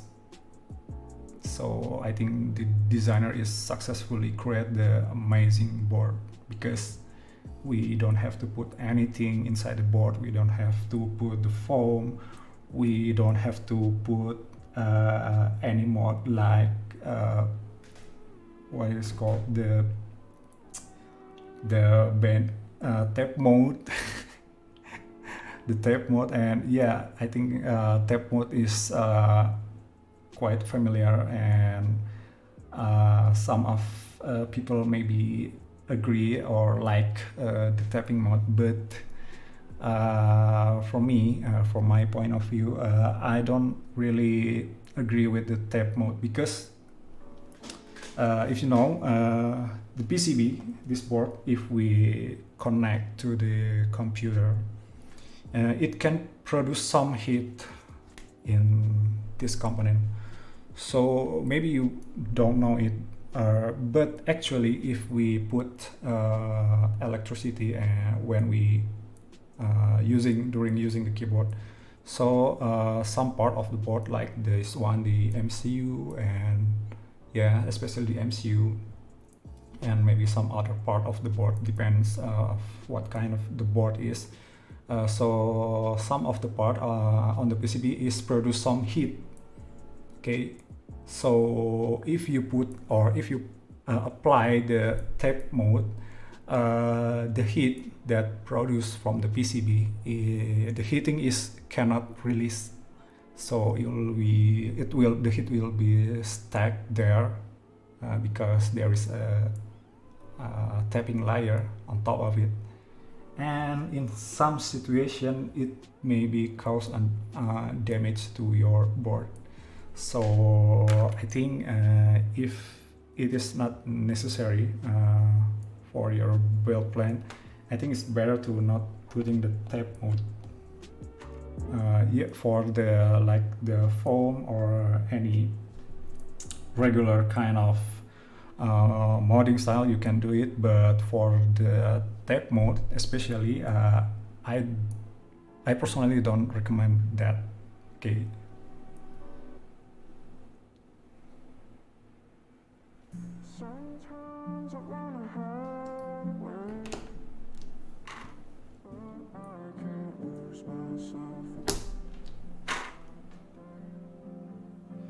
Is power switch pad saver? Power switch pad. I think the power switch pad is saver rather than this kind of OLAP foam. I mean, this the PE foam. This called this PE foam. I think the power switch pad is more safer, especially if your board has the solder PCB, because I was the solder Mr. Sweet for last month, and the client is using this kind of the PE foam. So actually this PE foam do not have the what we call this. So the PE foam do not have any hole to the pin, this one, this 2 pin. So it directly, we have to push the switch to install the switch into the plate. And if you using the solder PCB, so the switch, the pin switch is connect directly to the switch. So when you soldering the switch, the PE foam will be stick to the pin, and when you want to desoldering it will be adding some difficulty to it. So I think the switch pad is more safer. Let me bring the example.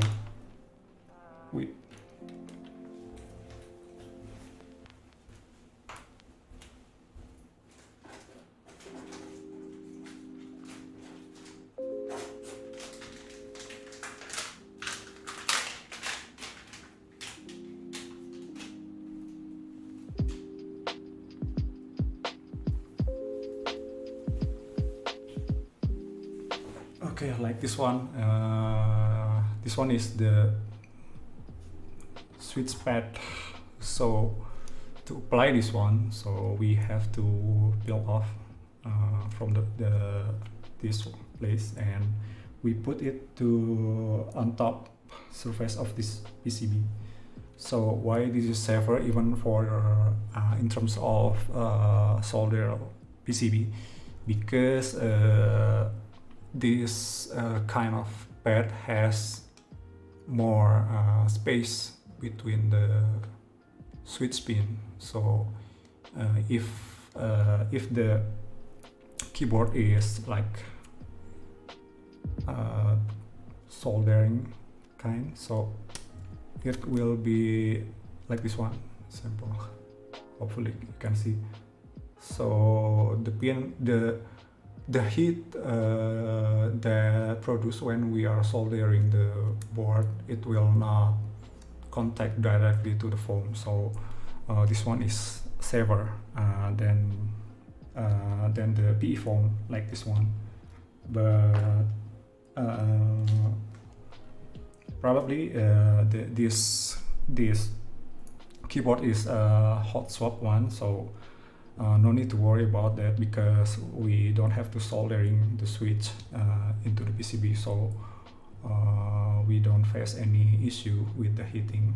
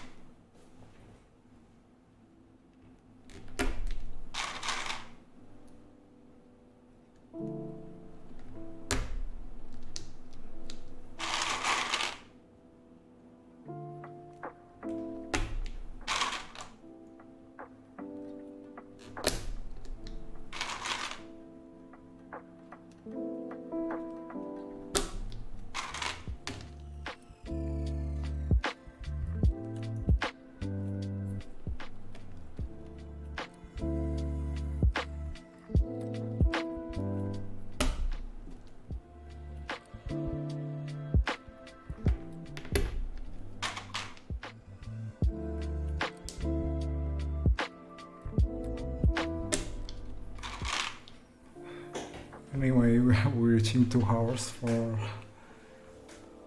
tonight's stream. Thank you for you guys who still join me until this time.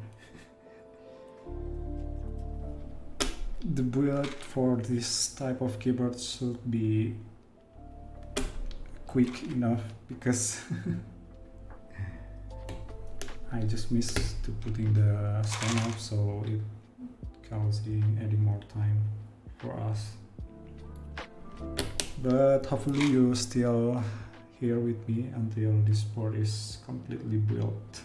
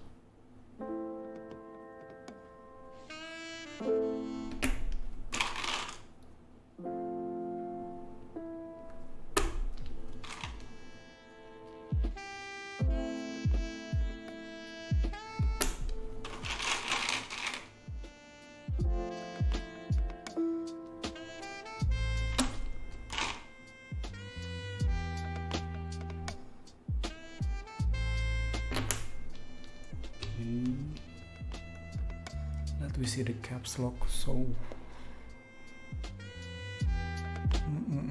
I think we will try to use this step caps lock.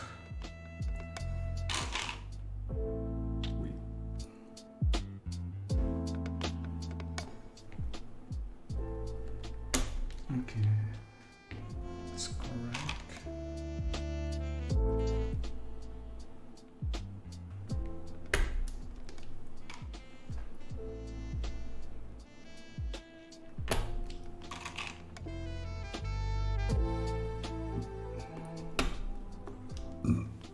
Okay, let me check it.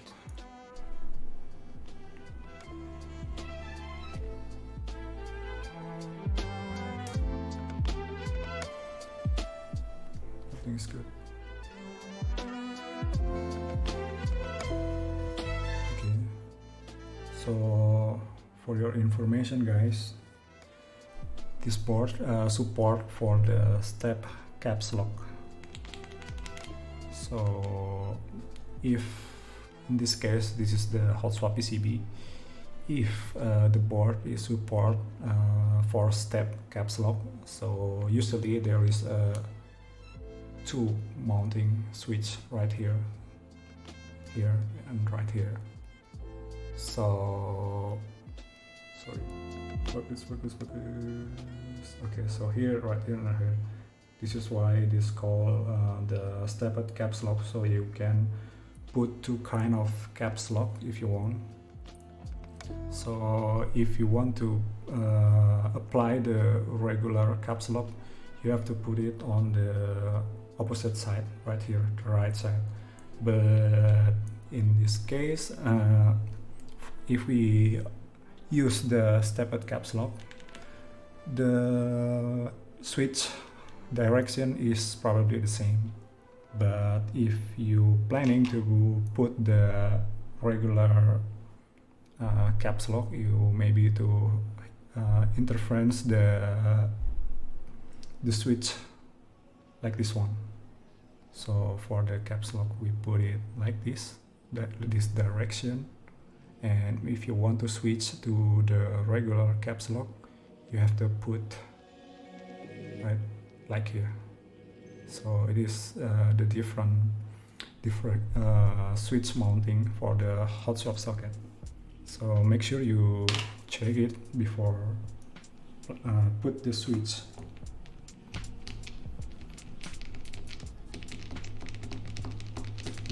Yeah. Okay, wait a minute. I need to go to toilet. Wait, yeah.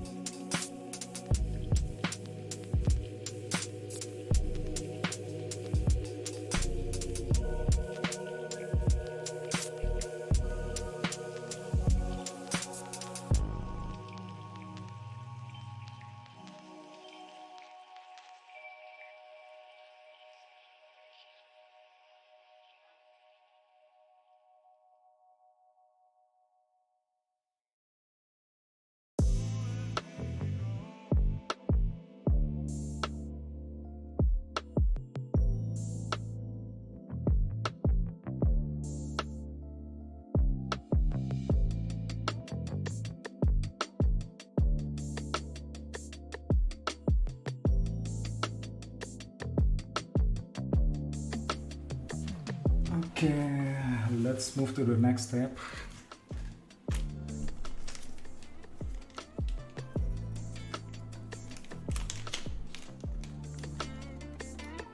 Okay, so this one is the daughter board. So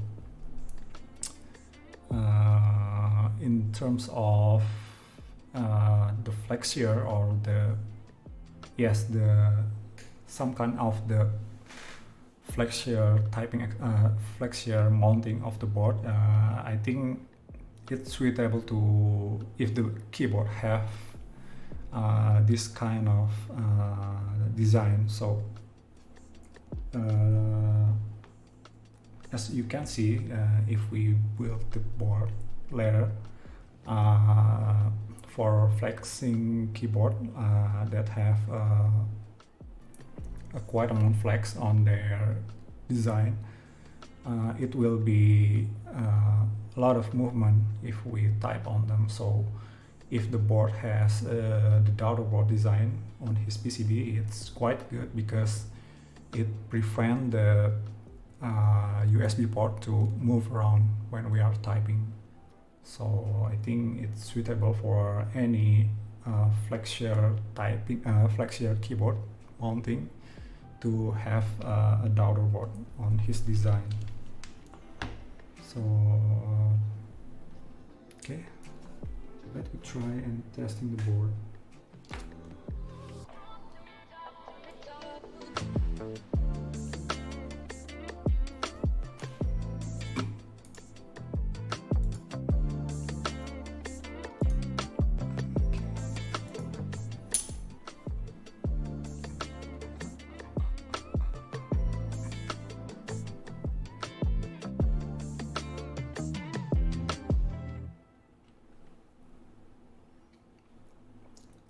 Let me read the documentation first. Okay, so this one, so the blue ribbon on the top side, let me check it.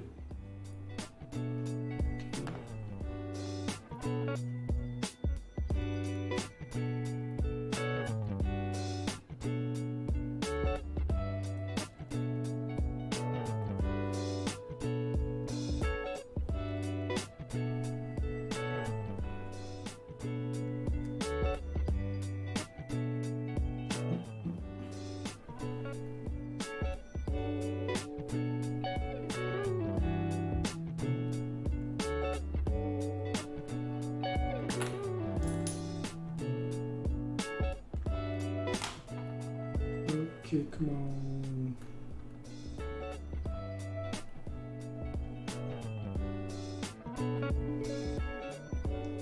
Okay.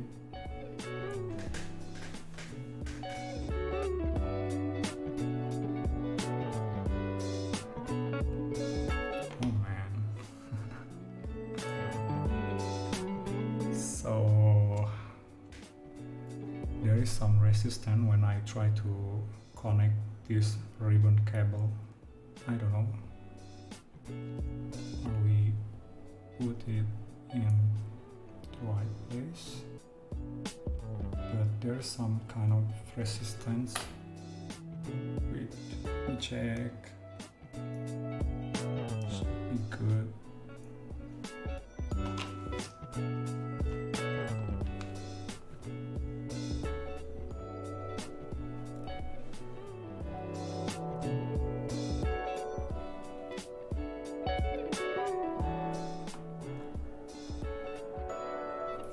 Okay.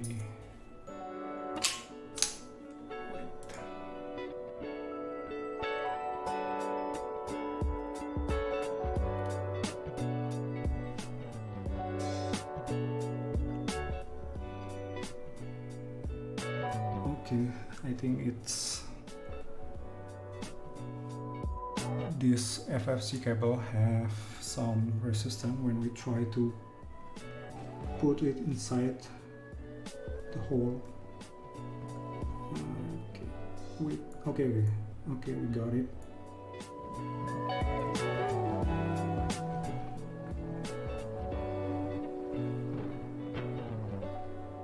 Wait.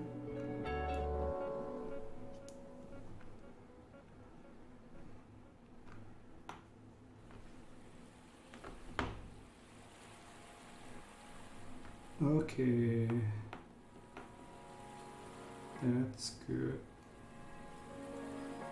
Wait.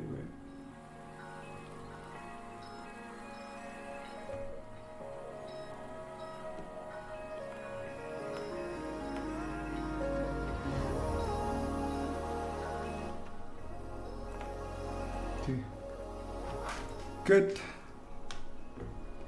Let's test out the board.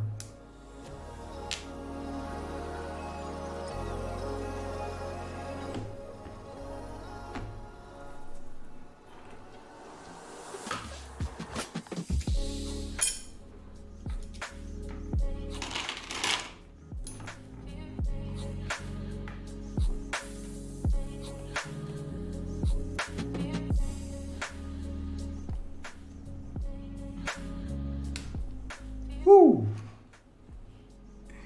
It's good. So let me check all the switch. Oh my god. The LED is quite bright. Yeah, right safe. Is it okay? Done. Let we open fire using our laptop.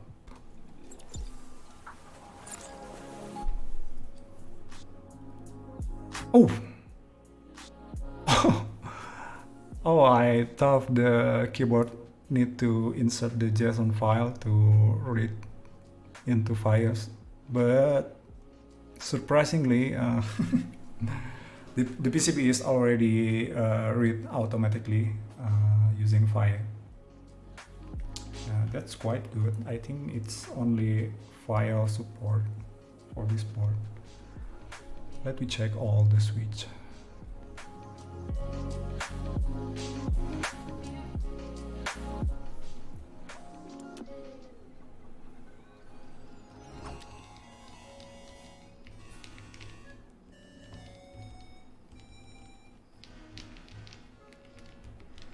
Sorry if you can use my file because currently I'm using my laptop to testing software.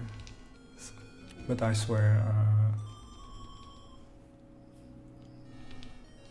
the keyboard is working just fine so far. Okay, all good.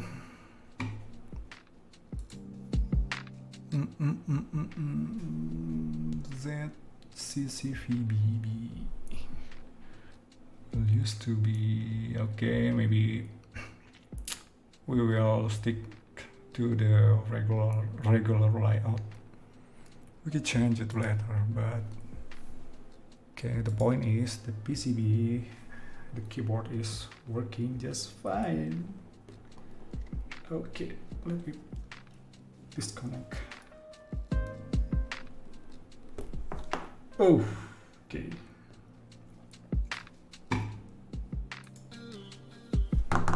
So let me get rid some of unused work.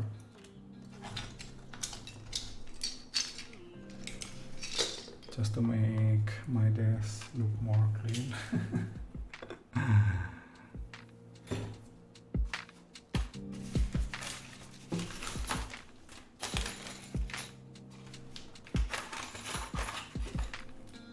Let me check.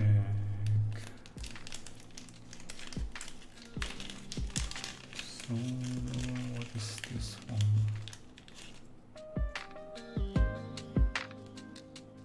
Okay, this form is for the stabilizer. I don't think we need it.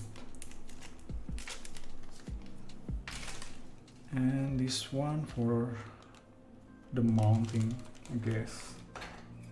So we have to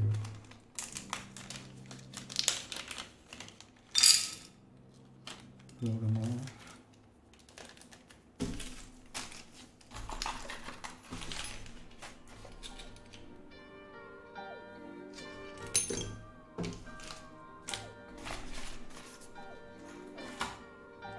Okay, maybe we want to try to apply this. Where is it called?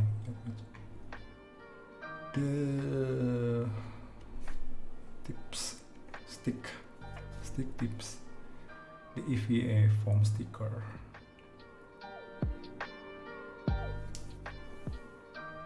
EVA foam sticker. So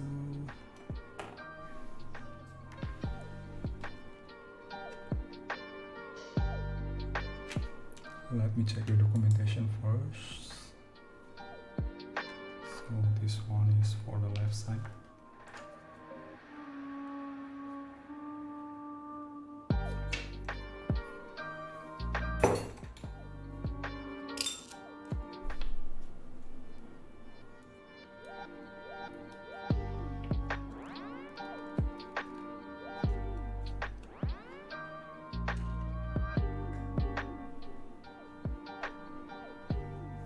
Maybe I need to tweezer this one. Hey, come on.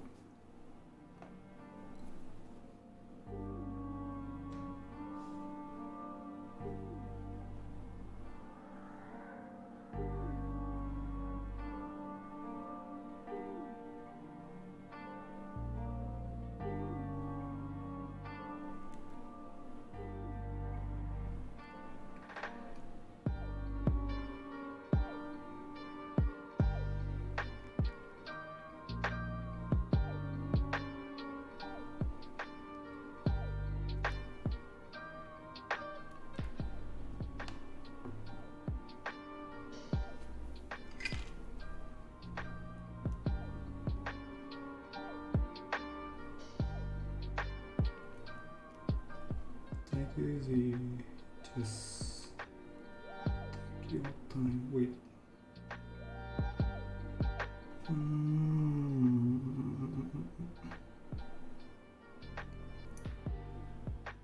Wait. This is the correct one, so we have to.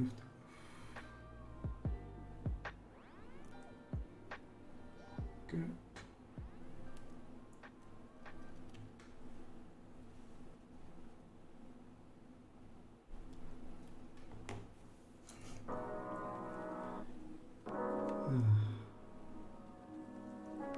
This one is harder than I thought. Okay, the foam is placed. Wait.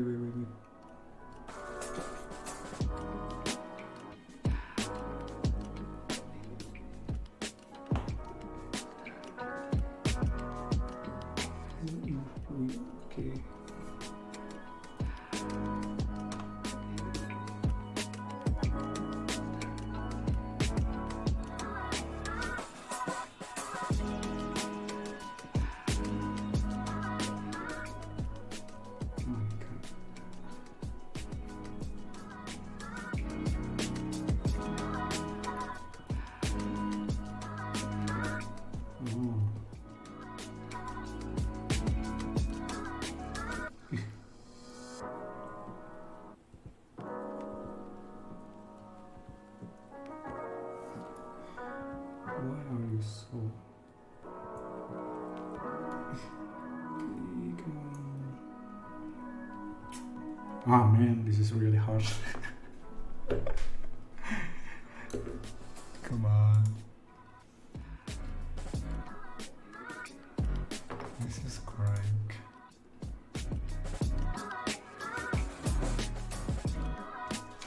Okay, let's jump to the other side.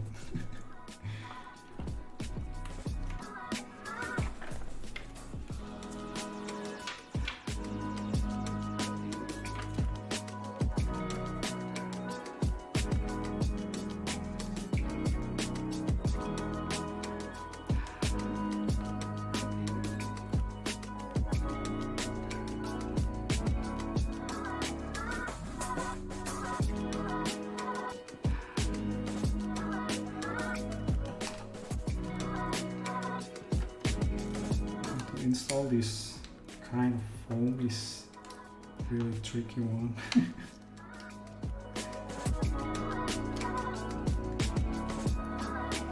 Come on, hang in there. So,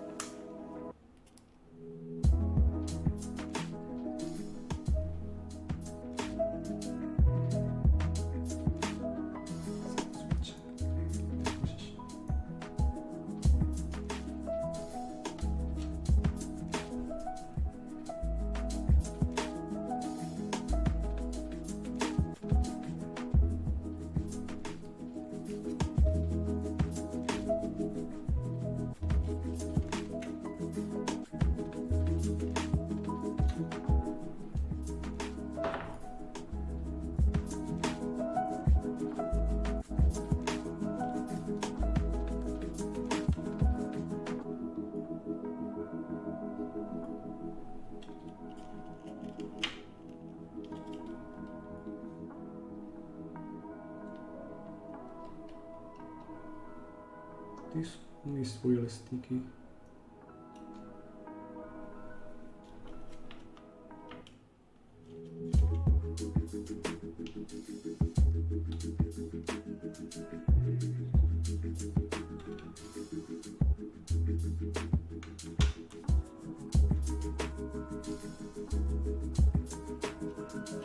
Okay.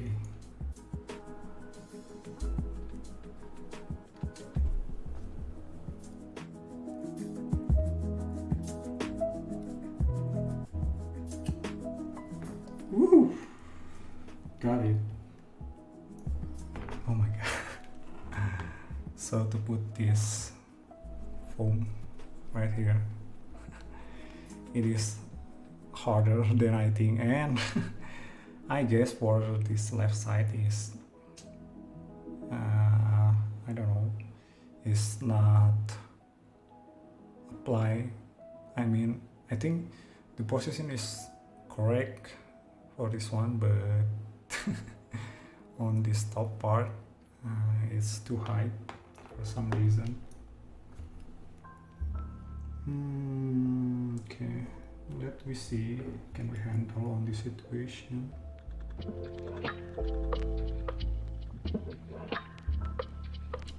my god.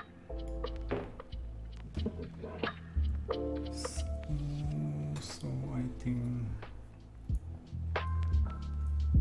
think it's better if we cut this one.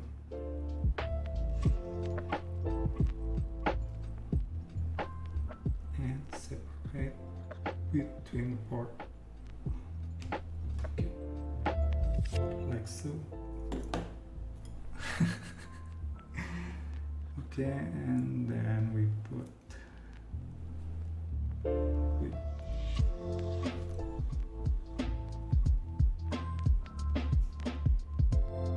I have to deal with this foam situation.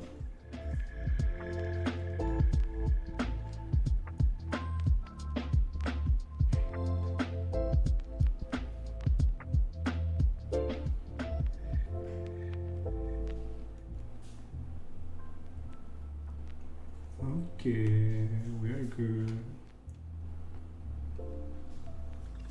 We are good to go.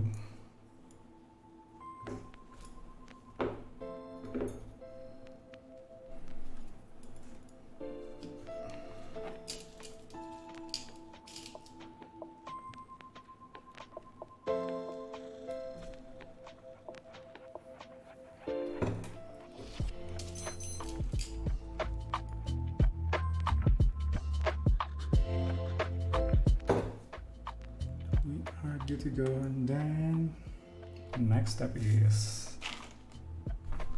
let we bring the case of this board.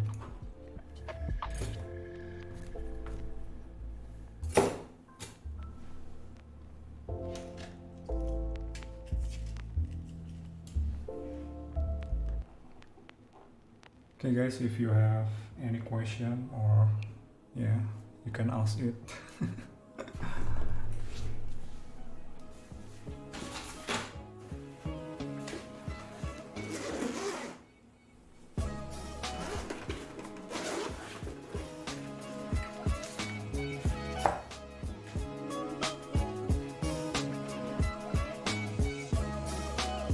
Oh yeah, man.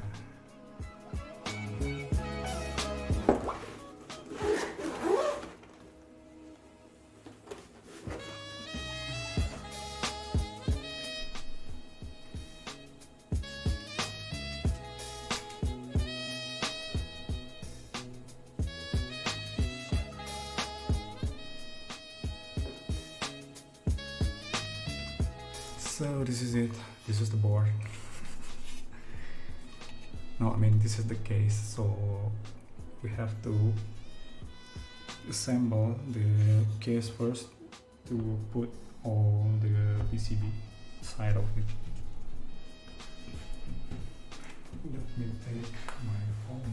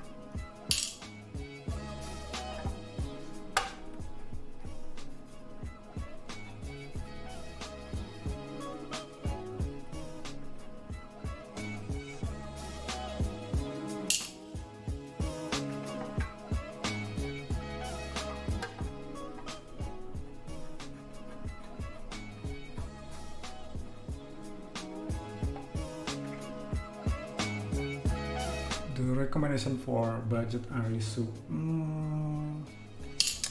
I think there is an Arisu layout if you find on local store.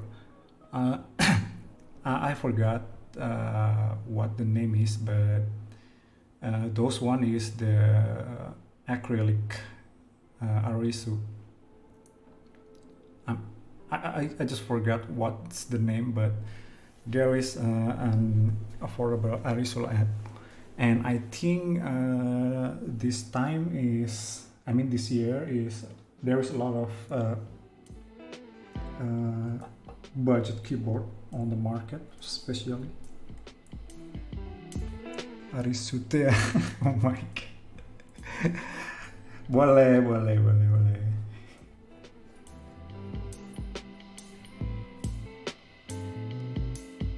Ini apa, coba deh cek di GGS tuh, kalau nggak salah tuh GGS kemarin, Good Gaming Shop tuh dia jual ini juga tuh, keyboard apa, Alice apa Arisu layout gitu, lupa sih apa namanya.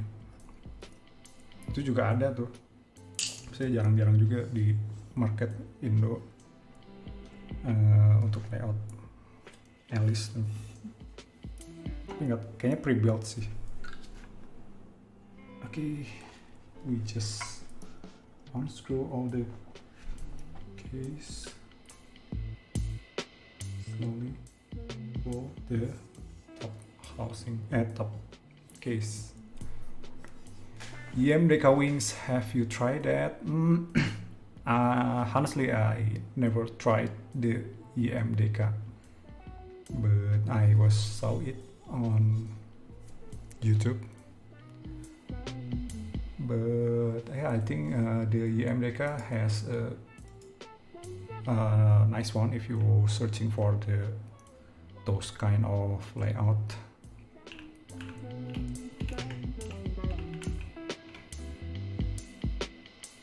But as I know, okay, so as I know, the YMDK wings has the integrated plate. It is the same as the Idebow 80. So the keyboard mounting is the same. It has the integrated plate. So the plate is combined with the top case of the keyboard, and that means we cannot swap the plate. So and in other point, the typing experience is maybe quite harsh, maybe more harsh than the regular mounting. Yeah, but if you like to choose the board, I think it is the good one, and the price point is still acceptable for the budget. Okay, so here is one. There's the top case design.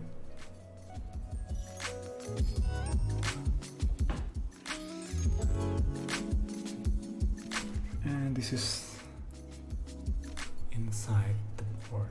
So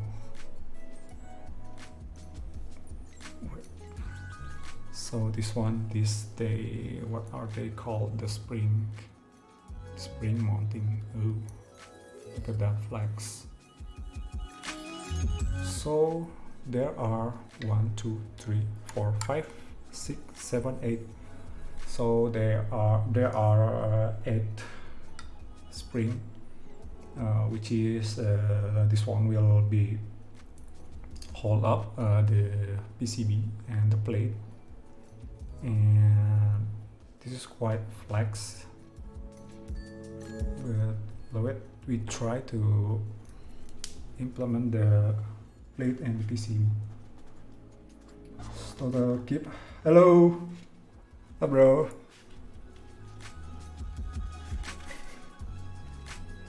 Hello, welcome.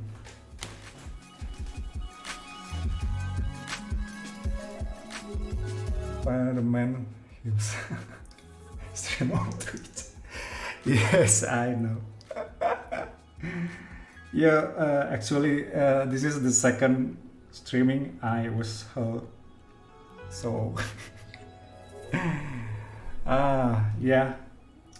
Actually, I was planning to streaming on Twitch to build keyboard since I think last year, but I cannot do that in some reason. So yeah, actually we try to stream this year. I think like what I said before, it is now or never.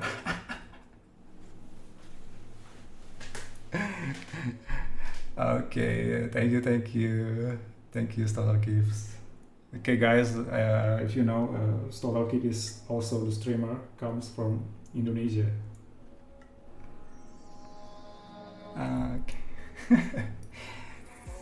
triple everything. Okay. So I guess you just finished build any board tonight. I've been streaming for about almost 3 hours. Oh my god.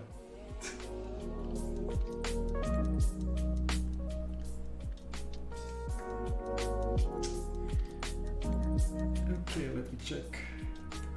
But honestly, for me personally,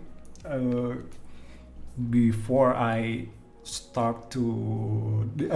decide to start streaming, I was thinking first, because I was built some of keyboard for my client previously, but during the build process, usually I don't want to get rushed, so I want to enjoy the build. I want to see how the keyboard looks and how the design and everything, and it is taking a lot of time, maybe more hours, and yeah, I just enjoy it when the process is. But in terms of streaming, maybe I have to consider about the timing. Maybe that's why if we see other streamers out there building their keyboard, there's some kind like rush or something, because yeah, now I realize I have to thinking about the duration. But yeah, I think since tomorrow is weekend. Tomorrow is a weekend day, and I hope everyone have more time. And I think it is okay to spend some time this night to build keyboard.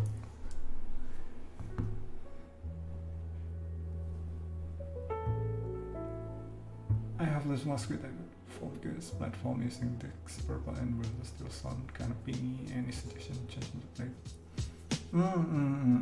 For the pingy problem, it is hard to say, because there is many factors why you hear the pingy. Is it coming from the stabilizer, or is it coming from the switch? So you have to check it out, the detail. And usually the pingy things, the pingy sound is produced from the switch. So for the text purple, and will is from the plate. If you sure the pingy is coming from the plate, maybe you can check the internal keyboard.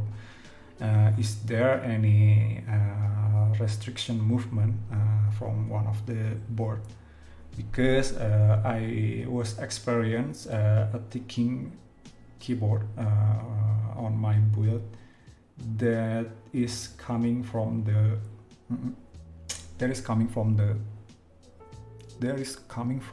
stabilizer. I'm not sure. I saved the picture, but how to describe that? So wait. So wait. Okay. So pretend this one is too thin. What is this book? So if the case, pretend this one is the plate of your board, and there is some ticking you heard produced from the board. You might try to check the stabilizer wire, especially for the spacebar, because kayak miring gitu Kang. Kayak miring gimana ya? Kalau miring sih nggak tahu, nggak yakin ya. Kalau dulu sih jadi apa ya? Jadi si wire itu nih, wire. Nah misalkan ini wire stabilizer nih. dia ke atas nih main, udah susah. Gini kalian kayak begini, nah gini nih, kan dia ke atas nih. Misalnya ini stabilizer nih, ini PCB, ini wire nih. Nah kan dia kalau movement nih ke atas nih, nah atas gini. Nah kadang ya pernah dulu nemuin kasus tuh ada suara tik tik tik gitu, nggak tahu dari apa, tapi ya waktu itu sih kasusnya dari stabilizer gitu kok ticking gitu, tapi tickingnya tuh rata gitu dari kanan kiri tuh ticking gitu. Biasanya kan ticking tuh kanan doang gitu atau kiri doang gitu ya. I'm sorry guys, I have to explain in Indonesian, right? So bisa tuh kan kanan atau kiri doang gitu ya. Nah waktu itu tuh kalau saya tuh kejadiannya gitu, dia tuh tickingnya tuh rata gitu di step. Ternyata setelah dilihat-lihat si wirenya pas main gini nih ngek gitu ya dia tuh. Nah dia tuh kena ke plate gitu, tek gitu. Jadi pas dia bottom out naik ke atas, tek gitu. Emang tipis gitu. Tapi ya kalau kencang gitu nekennya kedengeran juga gitu, tek gitu. Biasanya kan kasus rata-rata ticking tuh kalau nggak di stabilizer sebelah kanan atau sebelah kiri gitu. Nah kalau dua-duanya itu coba cek plate-nya gitu. Kadang emang beberapa plate keyboard tuh ada yang mungkin cuttingnya kurang pas atau gimana lah. Jadi dia pas bottom out naik tuh tik gitu. Nah cuman kalau kasus itu kalau miring, nah itu nggak tahu ya dari mana, bisa jadi dia ada apa ya namanya, pas pemasangannya ada yang kurang pas gitu atau ada yang longgar gitu, jadi dia ada suara ticking gitu. Dicoba cek aja gitu. Atau enggak kalau si Maxwit itu coba aja dia ambil si ininya apa, si top case-nya dilepas gitu, terus cobain ketik gitu ada suara nggak gitu. Kalau misalnya masih ada, oh berarti problemnya tuh dari area atas ini PCB switch gitu sampai bottom gitu. Kalau masih ada gitu, kalau nggak ada ya berarti dari top case-nya gitu. Coba periksa gitu apakah ada yang kurang pas atau salah pasang atau gimana gitu. Ya intinya kalau mau build keyboard tuh harus santai. Santai nih kayak sekarang nih hampir 3 jam. Oke. Bukan santai aja sih, harus teliti juga. Oke. Wait. Let me see.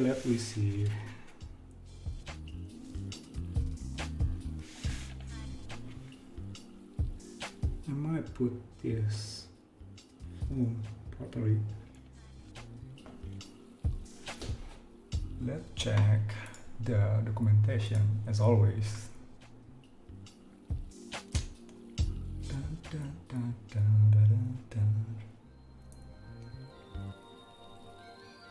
Anyway, thank you guys for staying with me during this long streaming.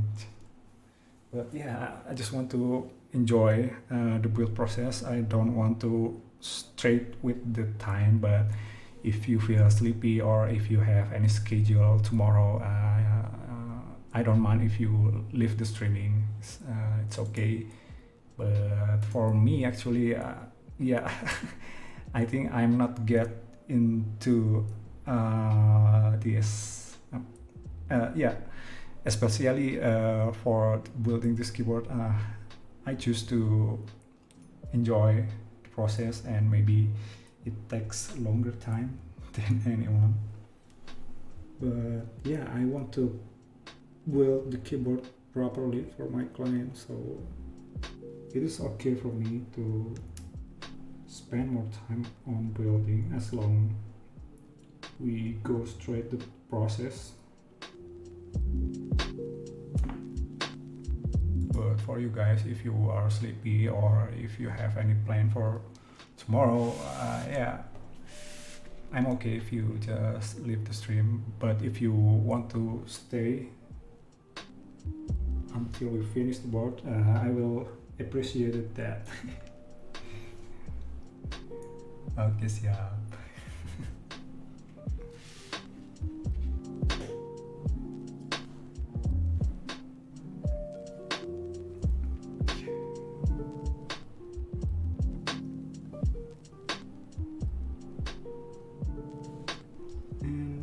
your information. From what I saw on the OwlabPlate Discord channel, so their foam for the Spring keyboard has an update, but I'm not sure is this the foam, the platform, this one, is this the updated version or the old one, because there is some issue with the cutting. So let me try to put it properly.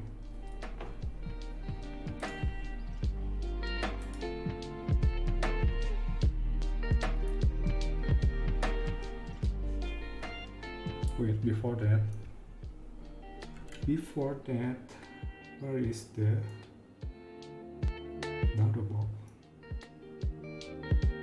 Don't forget about the daughterboard.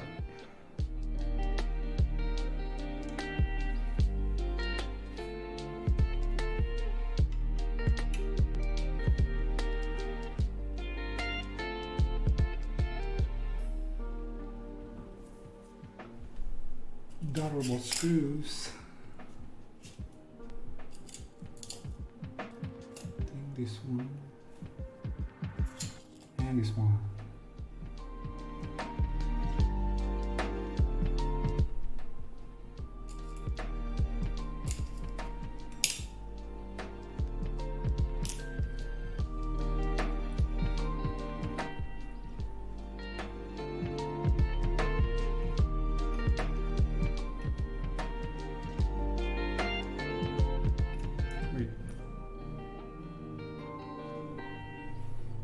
Is it the correct one?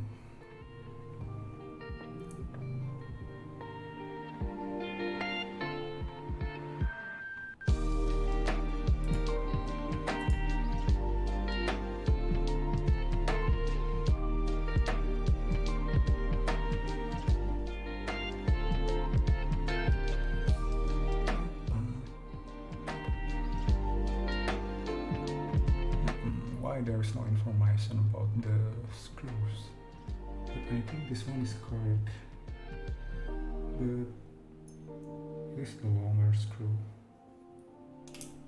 Okay. Try to do this one.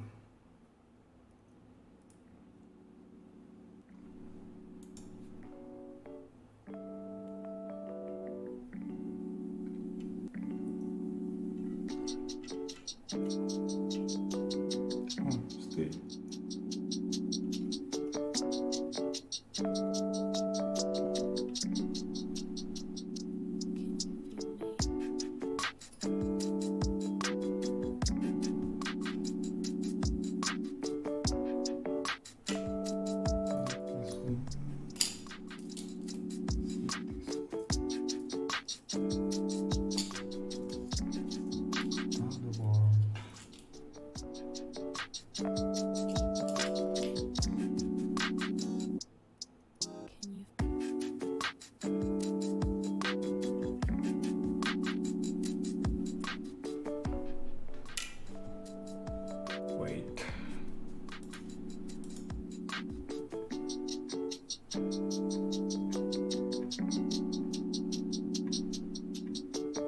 Which screw is it?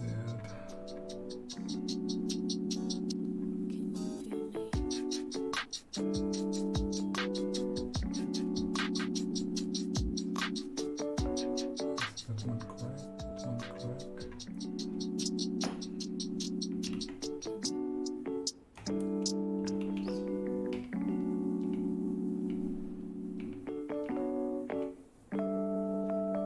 Two screw.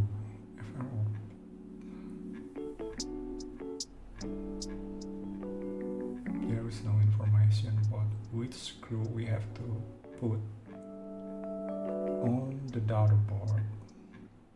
Okay, great. Maybe you have to pick one that suits with the PCB weight. Let me see the picture. So use the, I think this one is correct.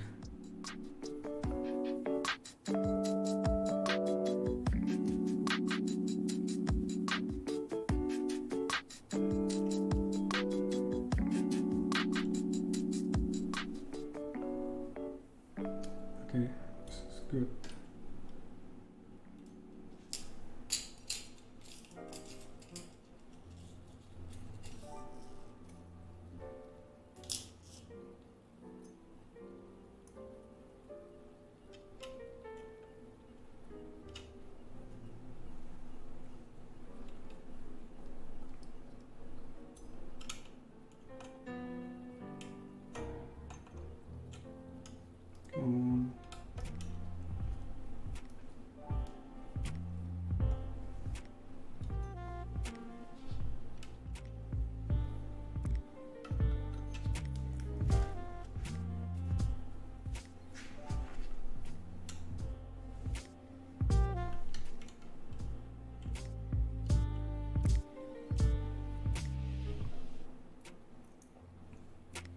Wait,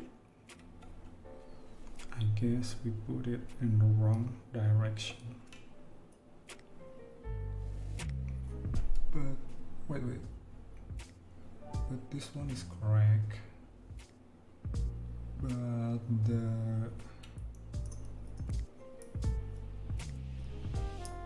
the data board picture, if we see on the documentation, have the different design with this one. It's quite confusing.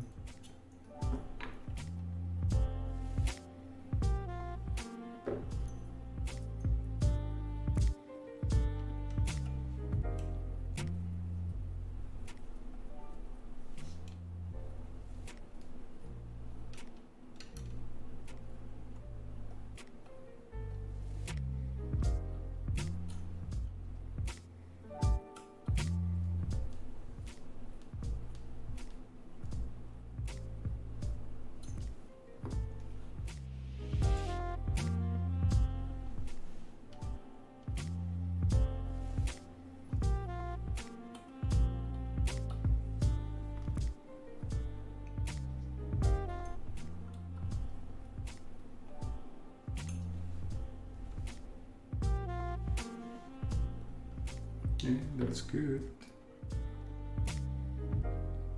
Let's pointing. This one. It's pointing, mounting.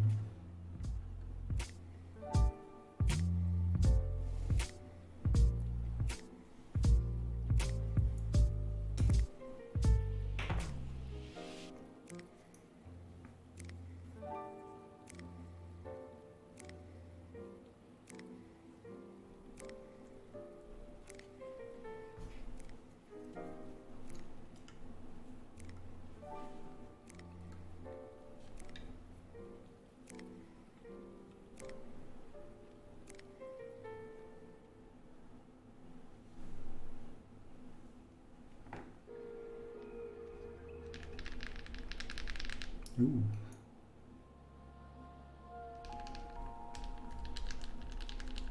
That's good. Let me check.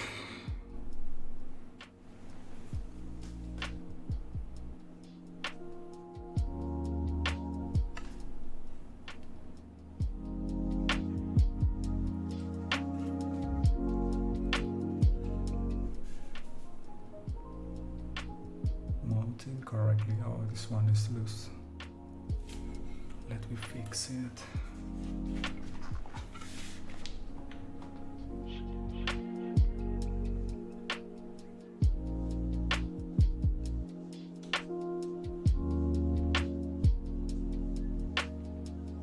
Okay, all good. Move to the next step.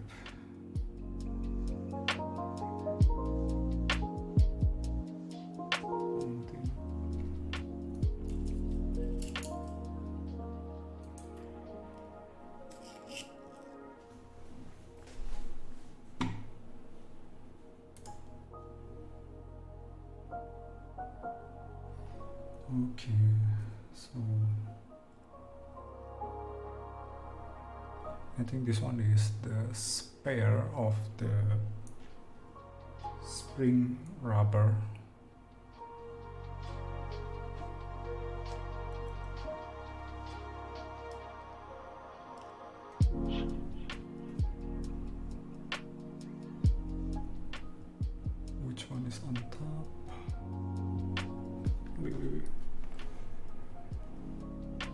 is almost the same on both sides.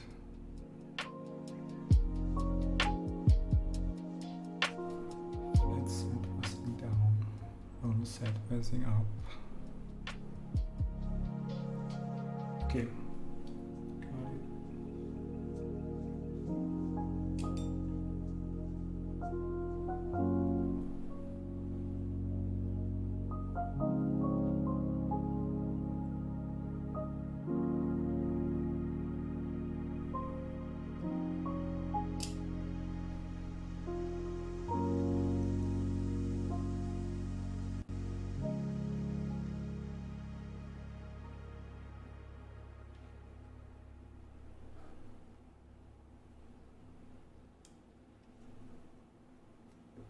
Anyway guys, for you who still join the streaming, I want to know what time is it in your place.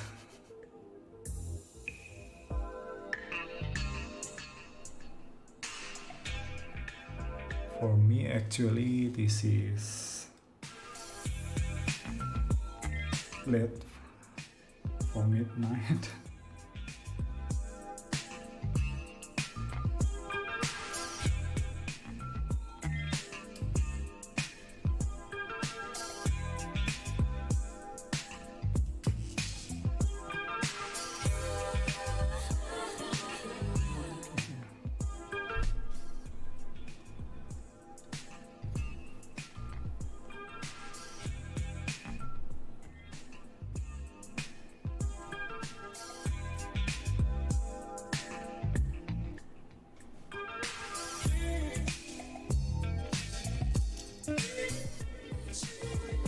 Wait.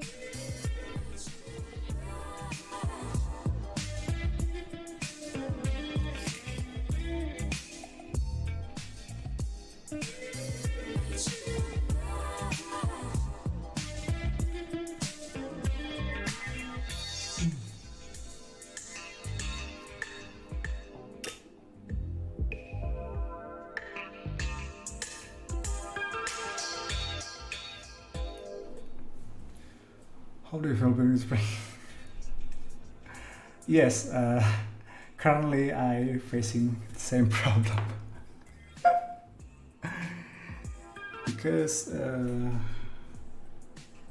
this kind of top rubber is not quite sticky enough.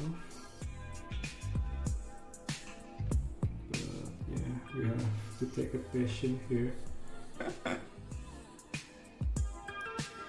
So the spring is have some complicated mounting and yeah, I'm not sure if this kind of keyboard is friendly to beginner because yeah, it's quite complex for the design and also all the part.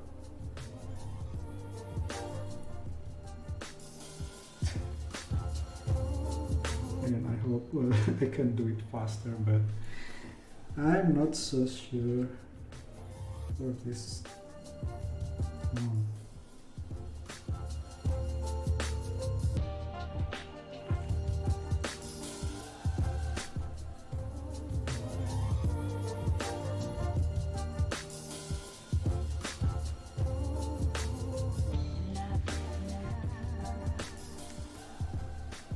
good top down. Thank you, thank you. Actually, this cam is worse.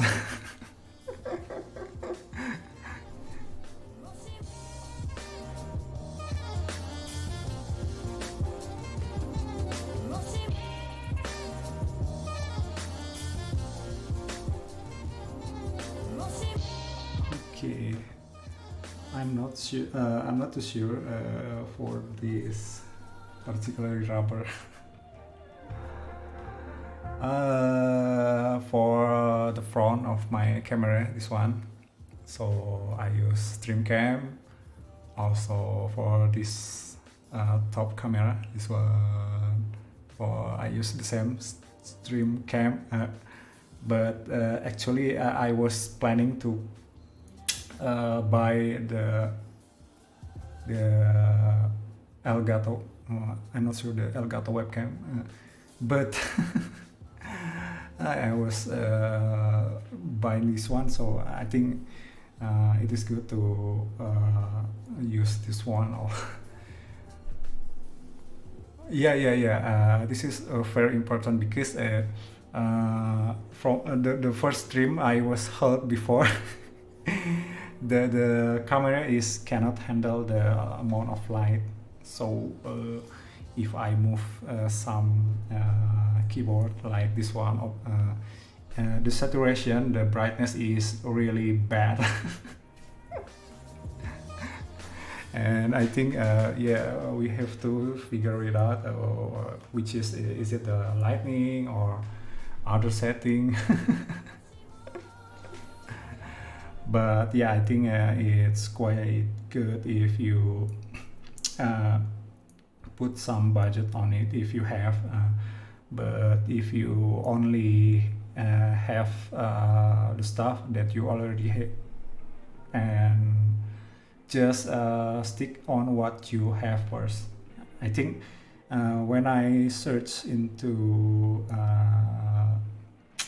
tips and tricks how to streaming like that, I think it is good to starting from what you have.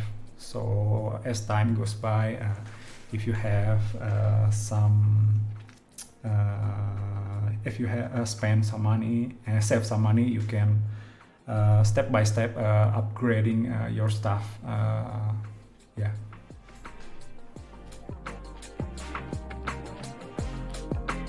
Yeah, I also use the cheap ring light. This one is maybe yeah, 100.000 lah. So, and also I was using this, what is called the light, what is its name? Yes, let me check.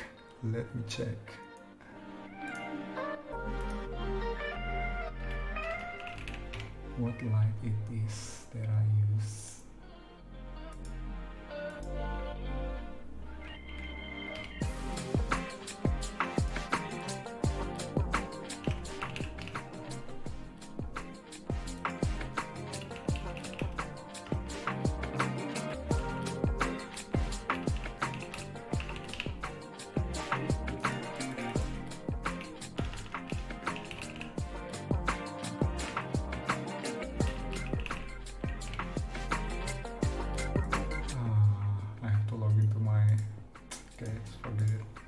Yeah, I just only use two light.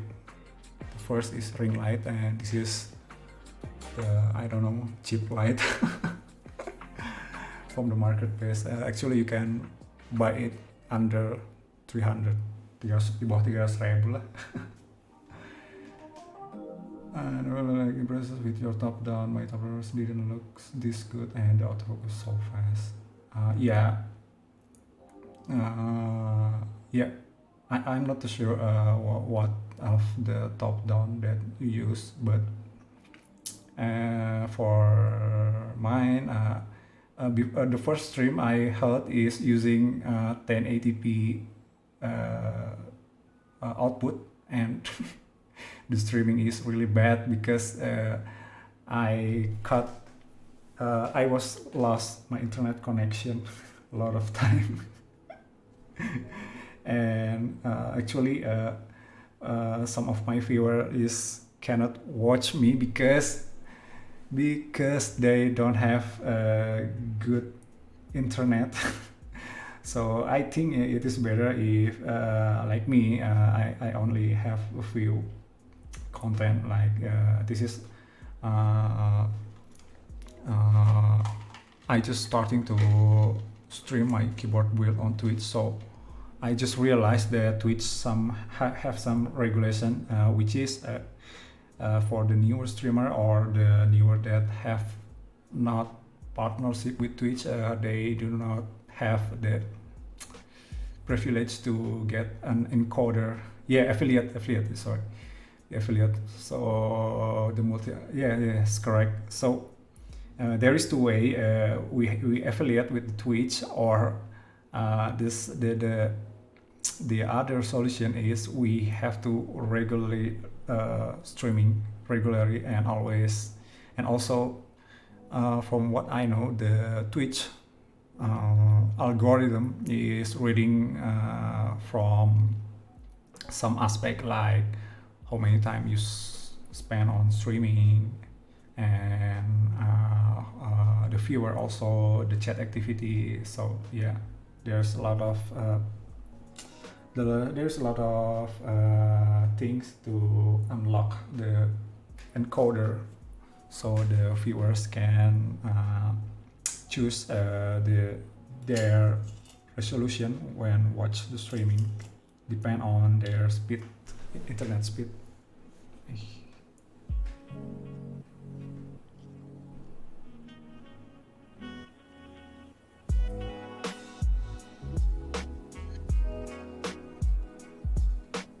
Okay, I think it's good. Back to loading again. Okay, where is the top part? Let me see.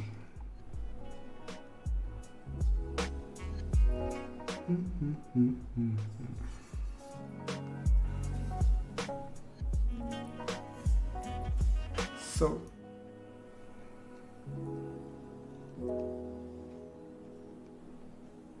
I hope that this round of rubber not misleading from its position, because yeah, it's really hard to put it down,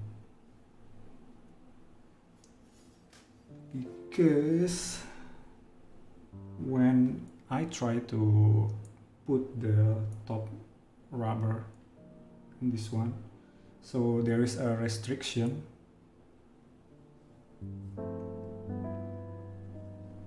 So I cannot put it properly, but I hope this one is not misleading from its position. Let me check other part.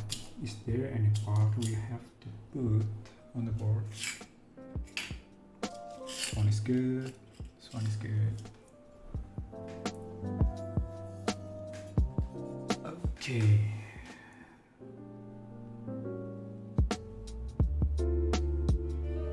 Wait.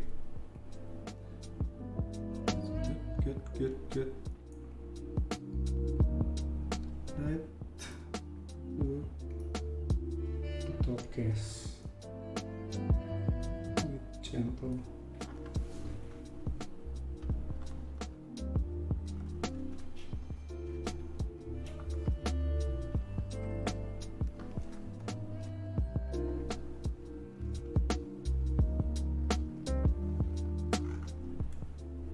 This one good. This one good. This one good. I cannot see on this one. Wait.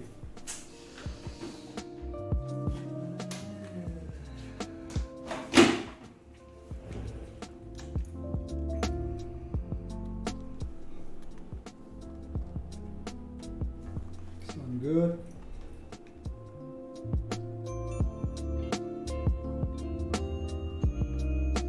Okay, I guess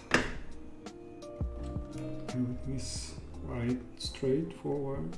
This is good. Okay. Oh.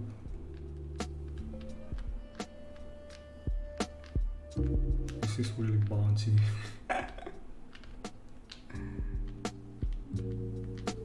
Okay. Let's put the screw. Oh, wait. Ah, nothing. This is one.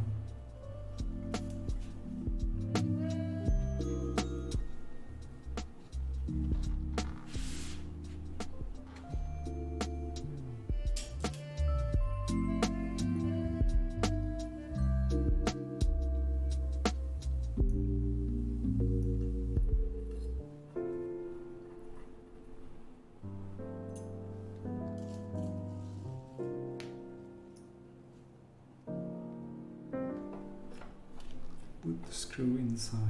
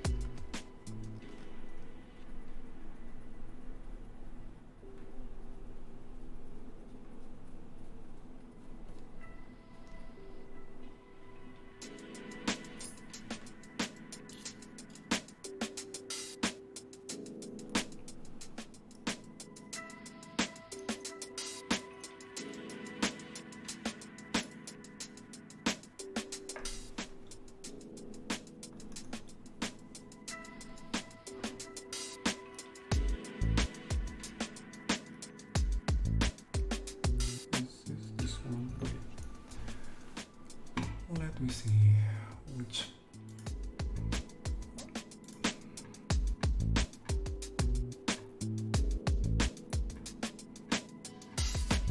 where is the mounting screw?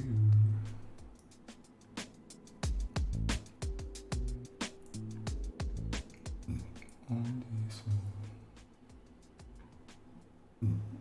There's no information regarding how much screw. Install 6 screw on the bottom. Are you sure there is 6? Because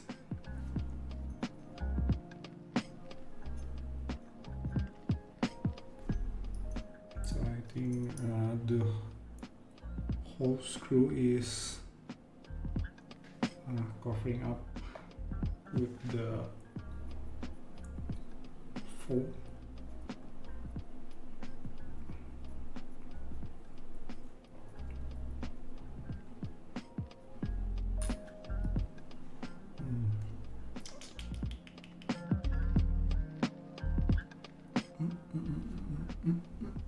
One, two, three, 4, 5, 6.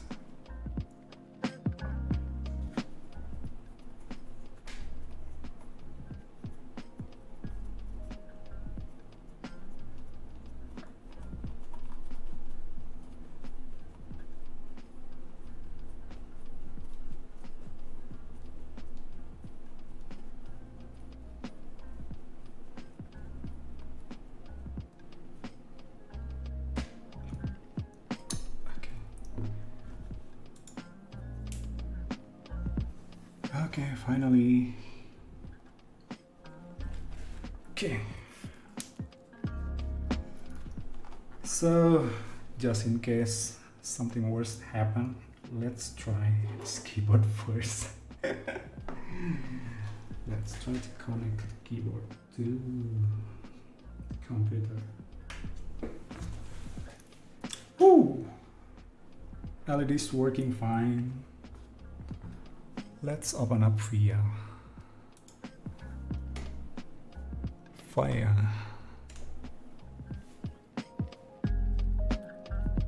Okay, VIA is open. Key tester. Matrix on. Key sound on.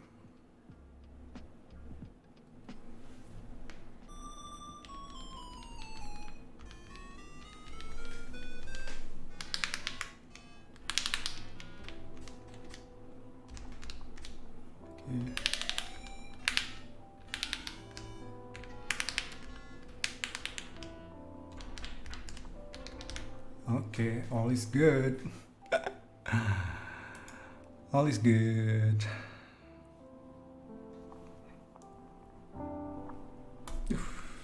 Nice. Hey, Raiden. You're still here. Okay. Thank you, bro. So, we almost done. And then put this kind of rubber feet.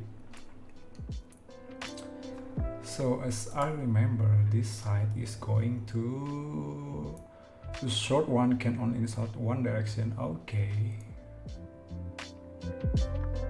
So the short one will be direct here. Short one direct here.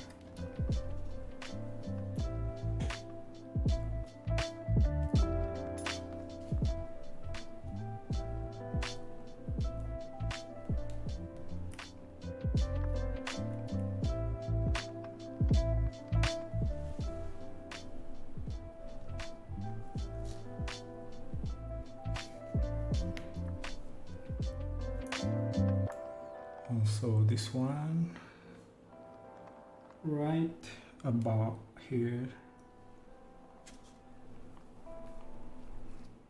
Okay.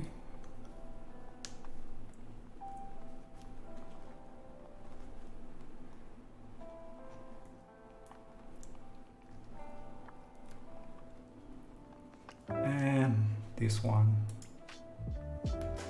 This is this is the worst part, I guess, because I don't know holy mode steps. For holy mode step, actually I was doing holy mode steps for all my keyboard build. Yeah, holy mode step is good as long you can apply it properly to the stabilizer. And also based on my experience, if you want to try to holy mode your stabilizer, just make sure you use the newer and brand new stabilizer, because if the stabilizer was applying with the lubricant such as the Krytox 205 Grid 0 or something, it will be really difficult to clean it up.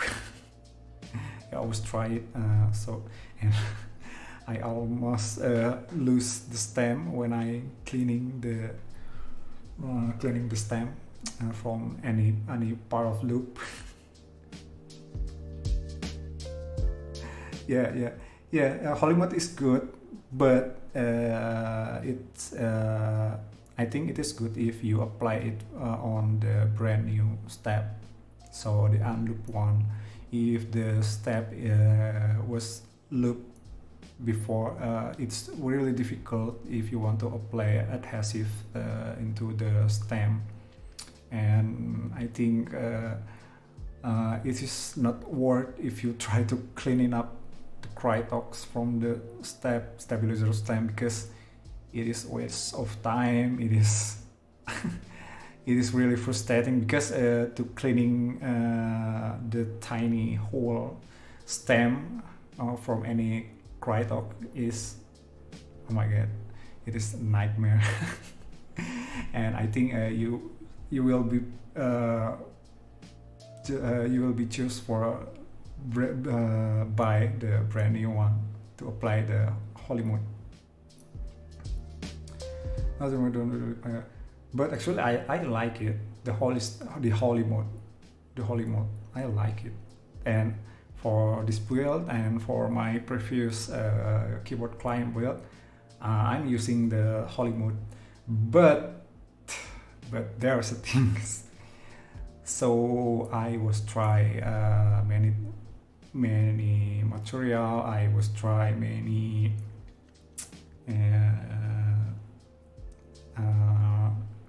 many ways to apply the holy mode into the stabilizer, and yeah, I was failed for a moment, and now I found the most suitable way to apply holy mode on my stabilizer. But there is a pro and cons from my way to holy mode the stabilizer. Maybe in the next stream I will explain you guys how I holy mode the stabilizer. It is the same style, the same kind of the holy mode modding for the stabilizer, but in my case I use some treatment during the process, so it will make the stabilizer working good when I tuning it. And as so far, from 0 to 100, the way I use to tuning the stabilizer, it is almost maybe above 70 or 80% is successful, and the modding is can stay for a longer time for the keyboard. Like this one, this is the keyboard I use, and I use the typical holy mode to support my board, and I only tuning once for this build, and this one is still working just fine. It is almost a year, and I think I have to relube it again, but it is still good in my opinion. So don't need to put any tuning on it, because there is no problem. So maybe in the future I will explain to you how I lube the stabilizer. The first step I use, what kind of how I put the holy mode on the steps. And yeah, this is why I don't there's a reason why I don't explain, I don't show you the whole process of my tune stabilizer, because in some condition it will be taking maybe hours. Or if I lucky, maybe it takes maybe 10 minutes or 15 minutes, but I cannot sure for that. But yeah, maybe on the next stream I will be show to you guys how I tune the stabilizer, the step by step on it, and yeah, that might be interesting. Okay, let's get to the build. Let's put this longer, what is it called, rubber feet.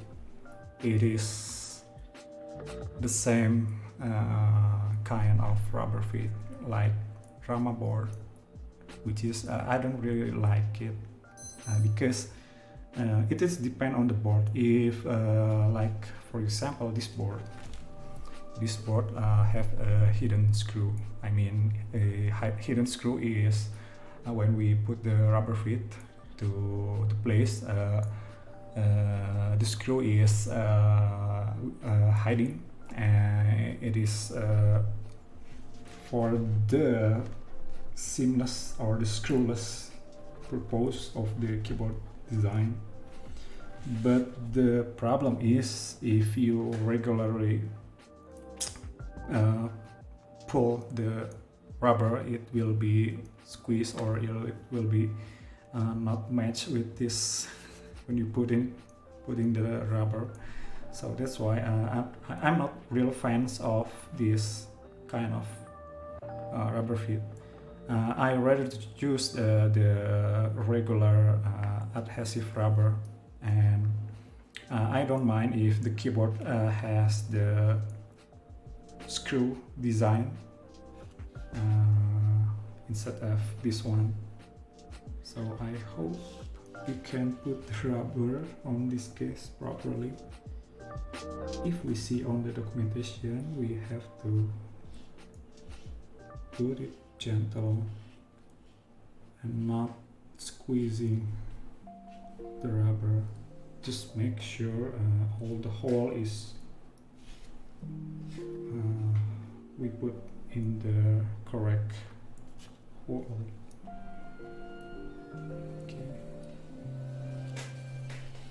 Okay, I think this working fine. I see one user many people don't really like it. It's not a secret recipe. It's an ordinary modding, but yeah, because I failed many times, and the way I do to looping. I mean, the way I do to tune in the stabilizer is not the perfect one. There is a chance where the stabilizer is becoming rattling. There's a chance. So I don't want to guarantee for any keyboard that commissioned by me is free from rattle, because rattle can, I think the rattle can come in many ways, even if you are make sure the wire of stabilizer is quite straight enough. You just balancing them, you put the holy mode on the stabilizer, and even with all your even with all the things you do with the stabilizer, the rattle still may comes in many cases, because yeah, I ever faced I was tuning this stabilizer a while and putting the holy mode, and after I put the stabilizer on the board, there is a rattle. Yeah, so yeah, it takes some patience. So we have to make sure all the process is good, the tuning and everything's. But I think whatever you do, whatever the trick you do for tuning the stabilizer, the rattle is may coming. So we cannot guarantee it 100%, because yeah, this is what it is.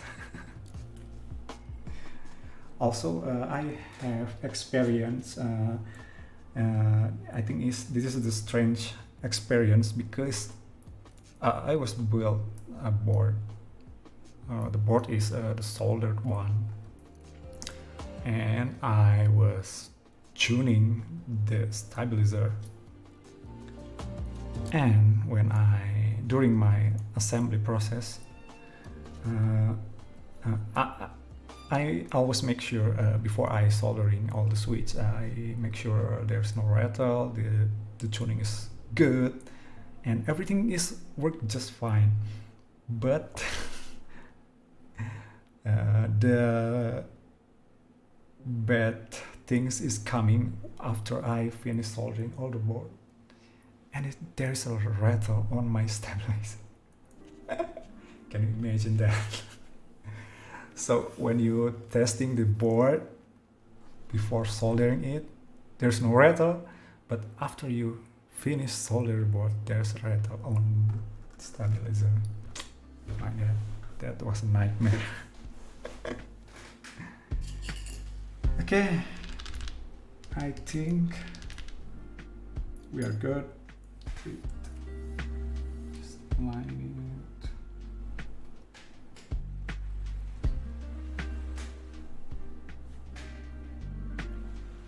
My God, it is almost 4 hours. Okay. Luckily tomorrow is weekend for me, and I'm sure for you too. Okay, let's put the keycap. Do you think building a keyboard is more likely to have possession after crazy visit than just hobby? No problem. I like if someone is asking me. So for me personally, my goals, that is, let me find the perfect word. So the goals for me actually, when I first decide to open service for commission board, it is, I'm starting it on the I'm not too sure, maybe the at end of 2020 or maybe the first of 2021. So the goal is for me actually, I only want to try how the keyboards in different, I mean, how is other keyboards feels, sounds like. That is the first goal. So, and by time goes by, I'm happy that some of people is feel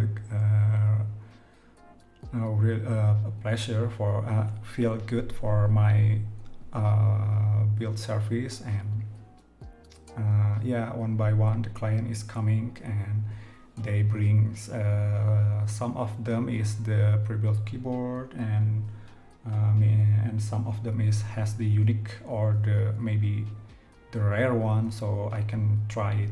So for me actually, I don't have to have a lot of keyboard for me, because I think maybe 1 or 2 keyboard, as long it is cover up your needs, it is good. But yeah, it is depend on your situation, if you can buy or you can join some of keyboard group buy, and you just go ahead. But if your situation is maybe you do not have a stable income, I think it is better if you start with the budget first, and yeah, just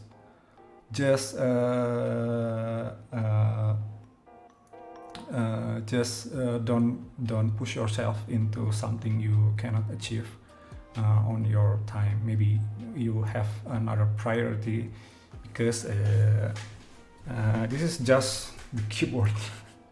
Okay, you don't have the fancy one, you don't have to get the expensive one if you cannot get to.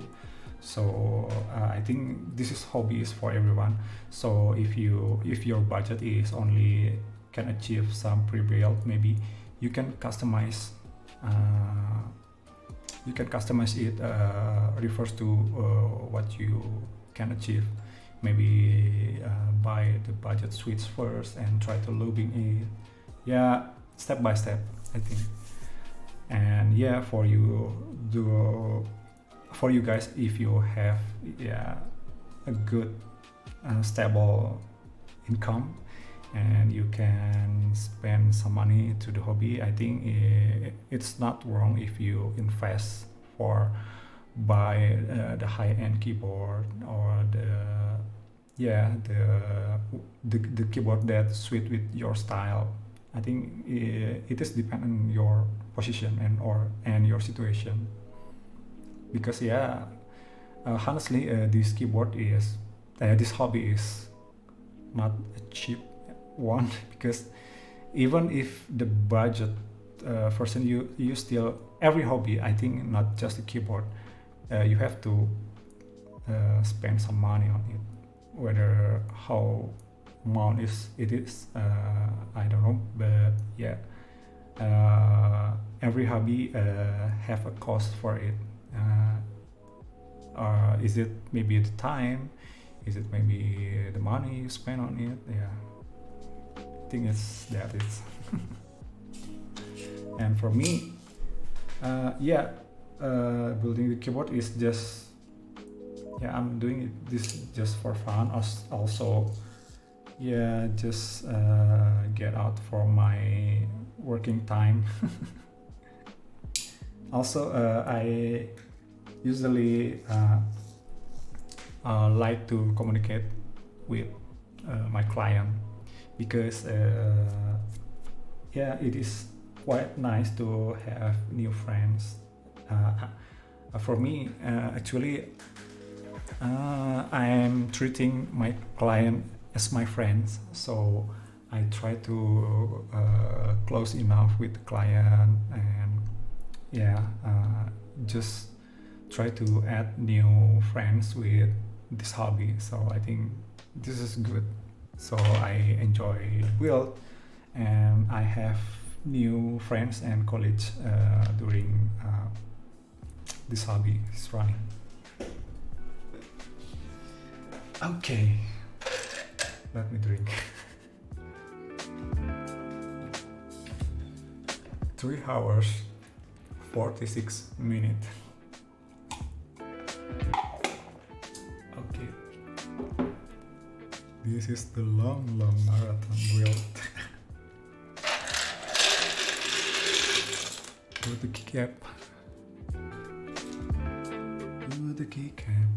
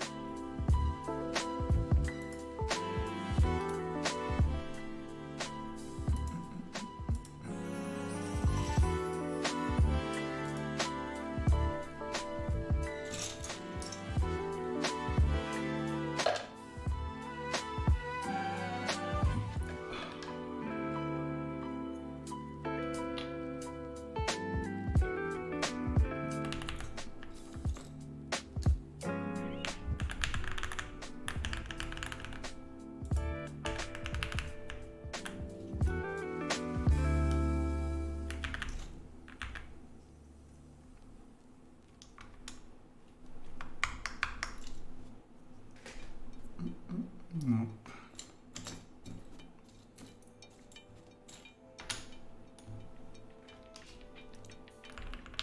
Sound good already, yeah. This one is really good. But like I said previously, the sound signature is almost similar to the other OwlabPlate keyboard, such as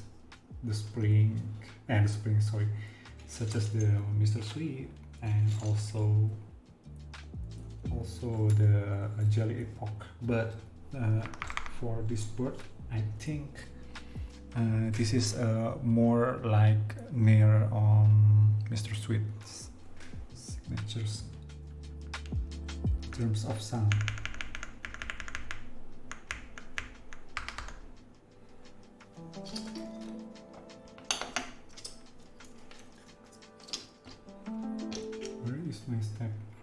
caps lock, sieve.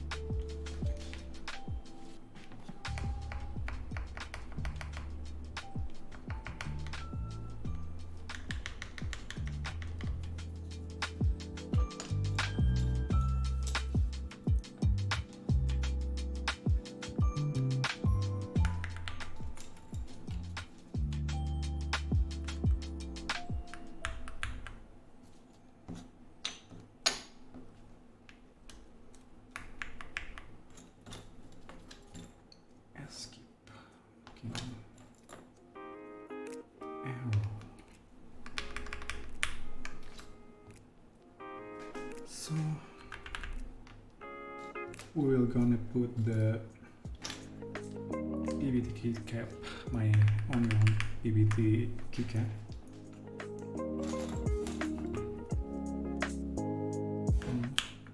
1, 2, 3, 4, 5.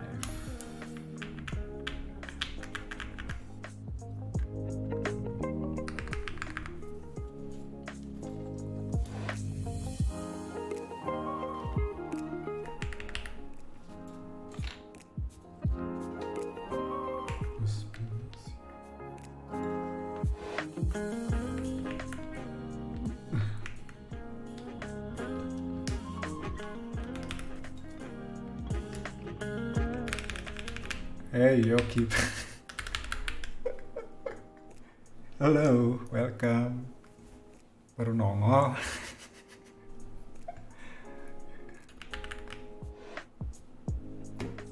Yo, so we've been streaming for almost 4 hours in 5 minutes. I think it's a record for me.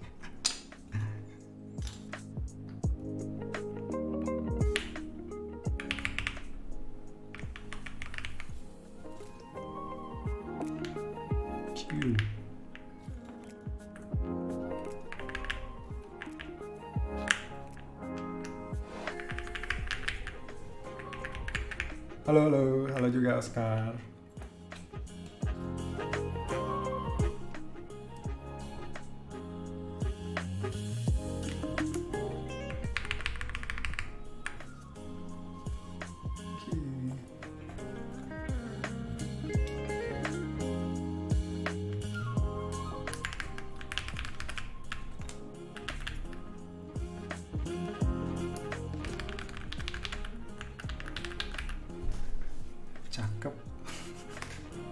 Ya, warna apa ya? Warna terong.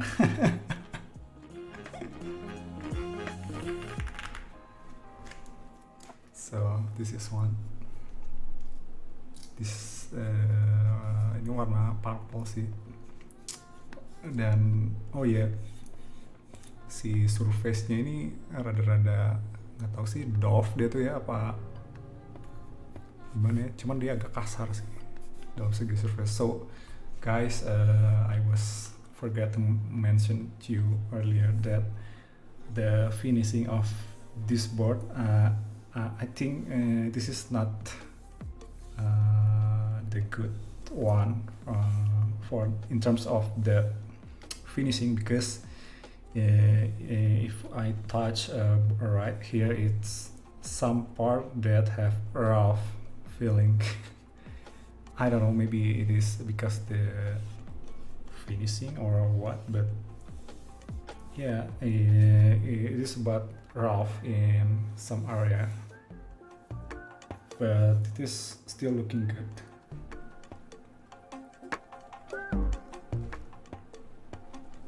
Iya sih, ini si raw-nya ini emang nggak semua orang cocok. Emang modelnya emang agak aneh sih dia. Apa si shift-nya tuh di sini nih. Di kanan tuh, shift kanan itu. Ya cuman emang sih, nah iya tumben sih, nggak tahu sih buat warna ini sih emang dia agak kasar sih, dia tuh finishingnya apa ya, kayak nggak smooth gitu. Awalnya juga waktu pas pertama kali pegang itu apa ya, kirain tuh dia agak ngedoff gitu, jadi kayak casingnya apa ya, tofu lah, tofu kan ada tuh yang ngedoff tuh ya. Kok pas dipegang tuh kayak ada bagian-bagian tuh kayak ada gerinjel sparkling gitu tuh. Tapi sih dari segi color sih masih oke sih.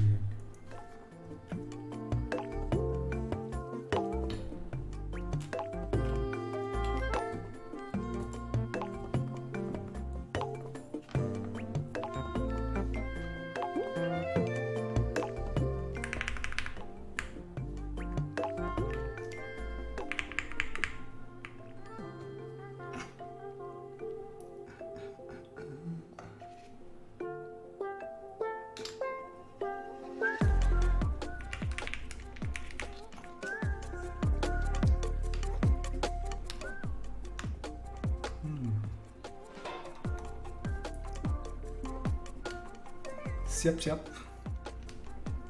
Oke.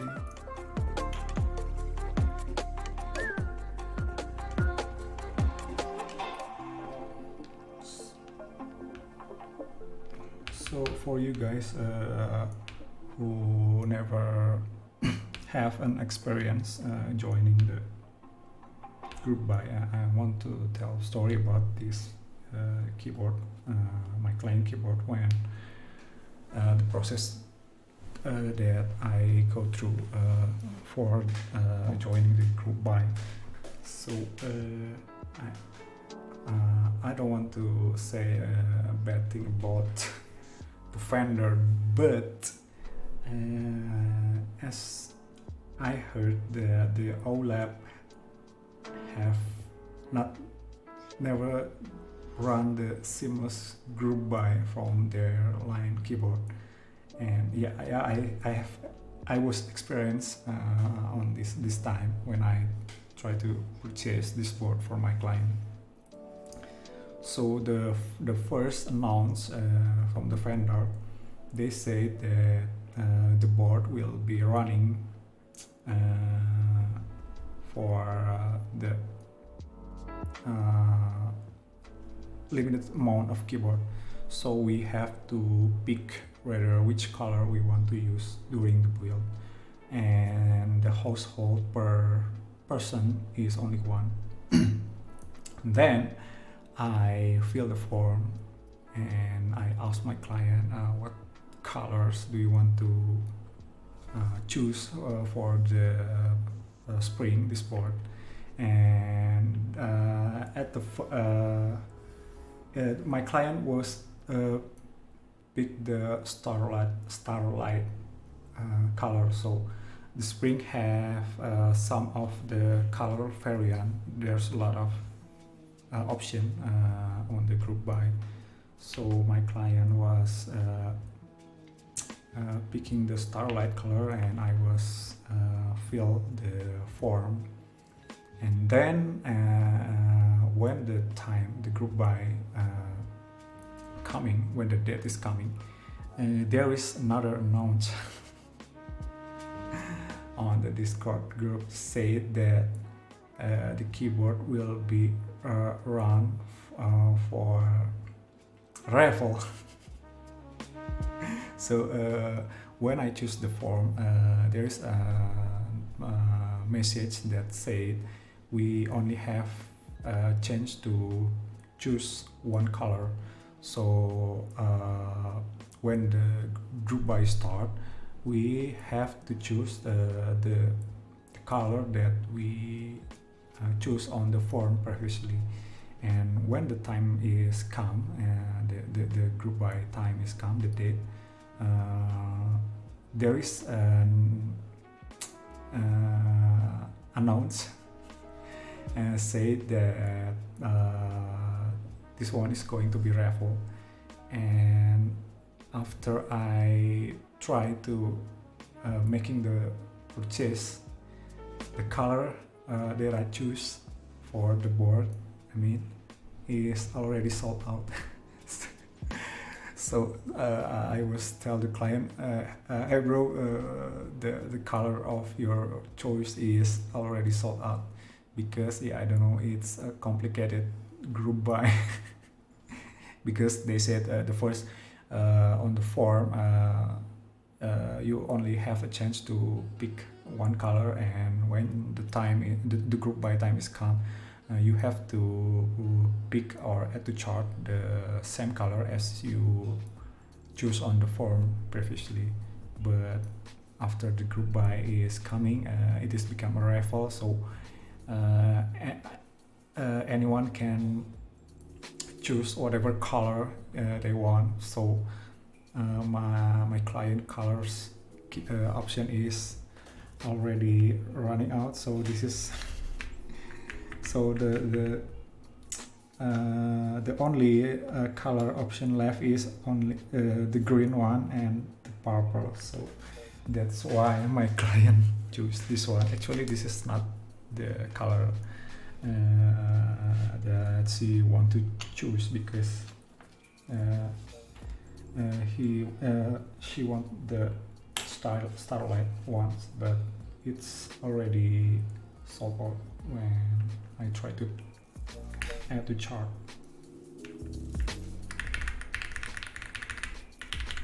Yeah.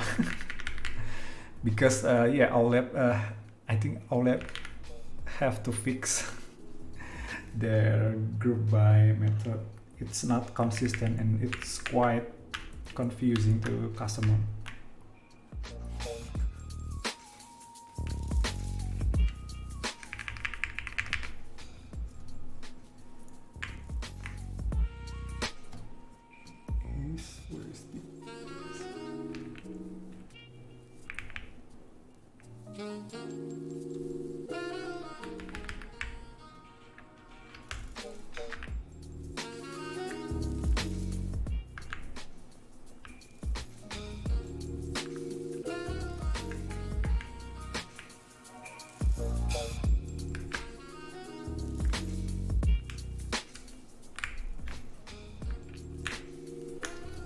Where is my step caps lock?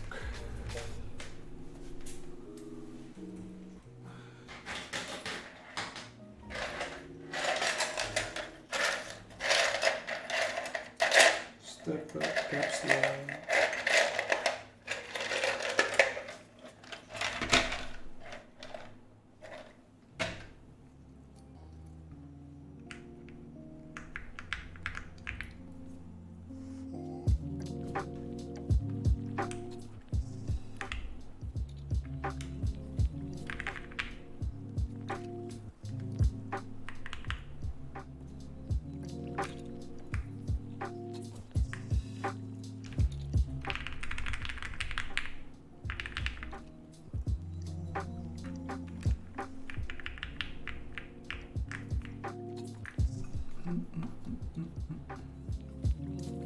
Wait.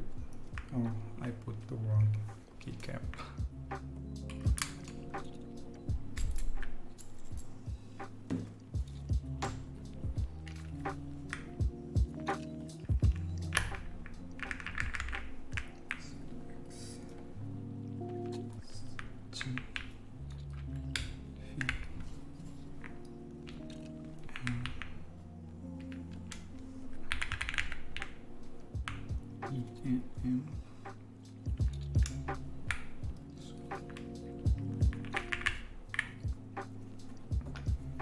And 4.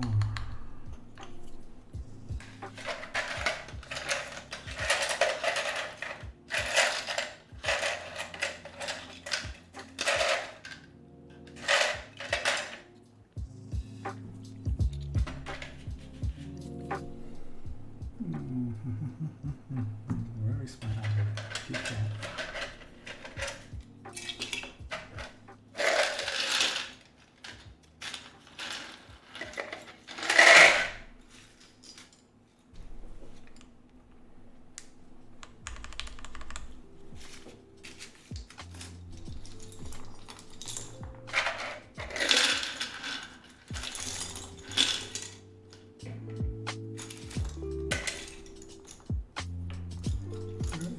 it.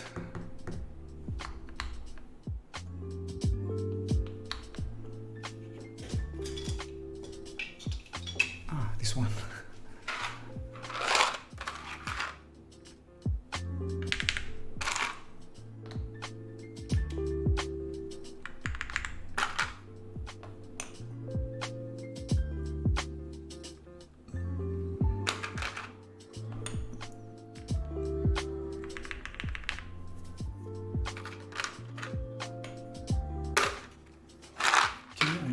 For this one, I don't have the correct size of keycap for this one. Wait, yeah.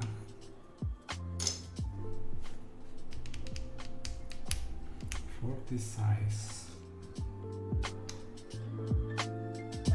this is not good. Wait, let me find.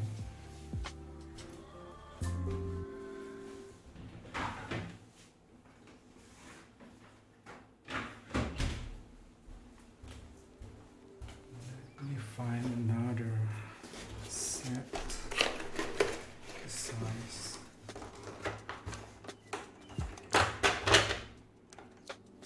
If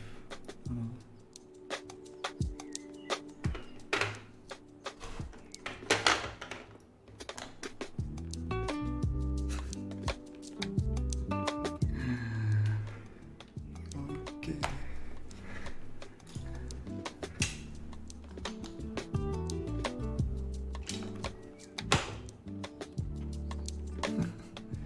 Okay, I don't have the size for this space, so let me try to use this keycap.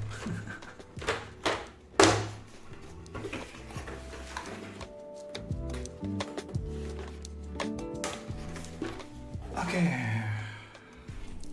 the last thing we want to do is put this on keycap on the escape. Voila! It's done. After 4 hours, 7 minutes, we go through. Woo! Oh my god. This is very heavy. Okay. Let's clear the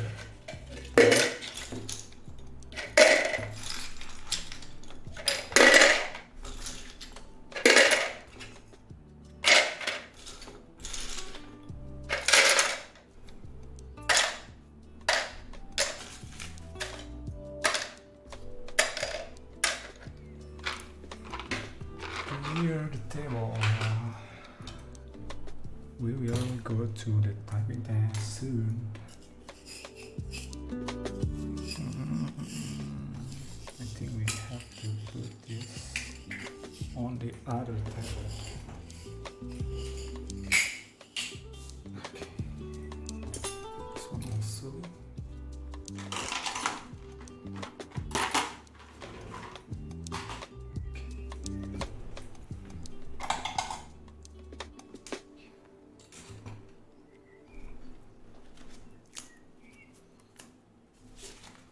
Get rid of this.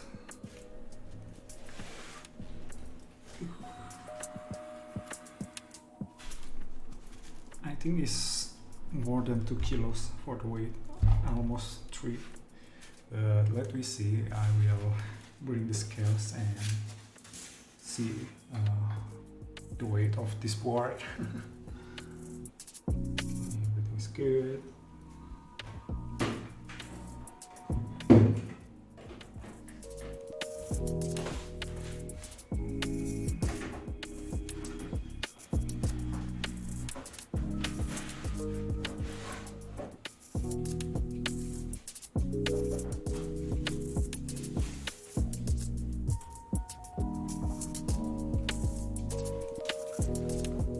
Let's see how hefty this keyboard.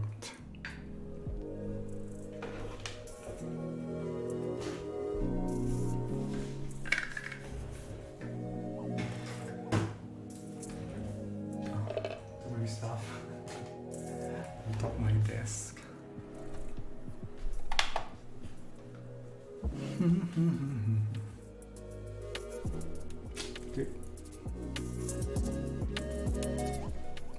That's the test, man.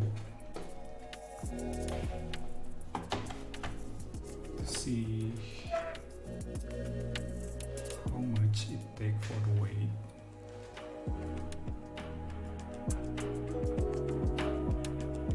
So it takes 2.5 kilo. Wow, it's quite hefty, but I think Mr. Sweet keyboard is heavier than this one.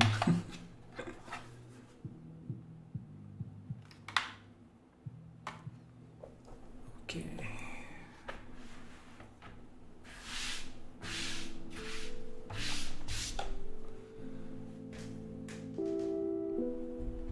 Yep.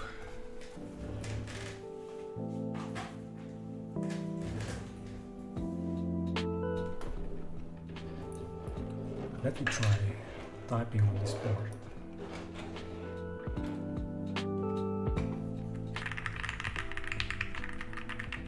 So for your information, my typing speed is not too good, and maybe maybe I can usually I only achieve maybe 50 or 60, but I'm not sure in this layout because I've never it is a long time before from the last time I was typing on this Alice layout. Let me try.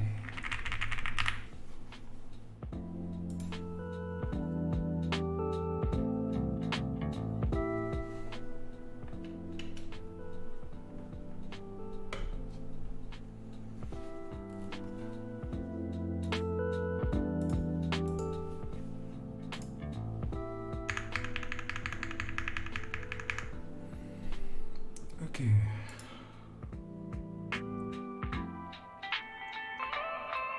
Typing test mode.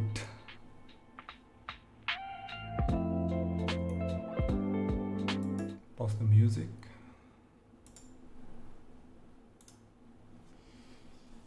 Okay. So guys, thank you for joining the marathon build for tonight. It is almost maybe 4 hour, yeah, 4 hour 30 minutes for building this kind of keyboard. So this is it. This is the OwlabPlate Ergo layout.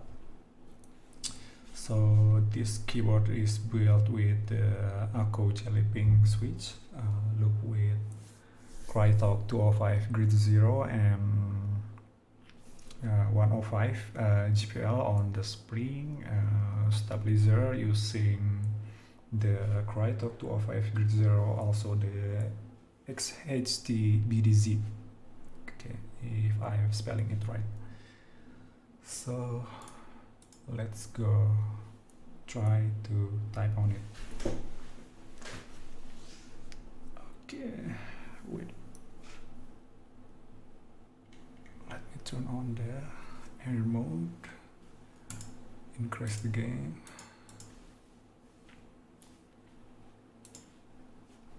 So this is the my mouse sounds like,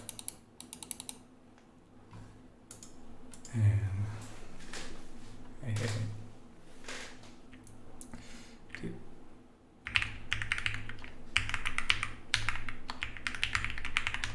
Oh.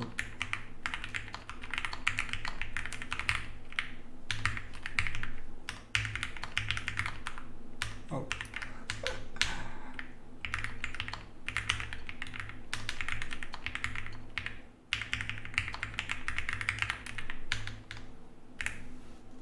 Okay, let's start again.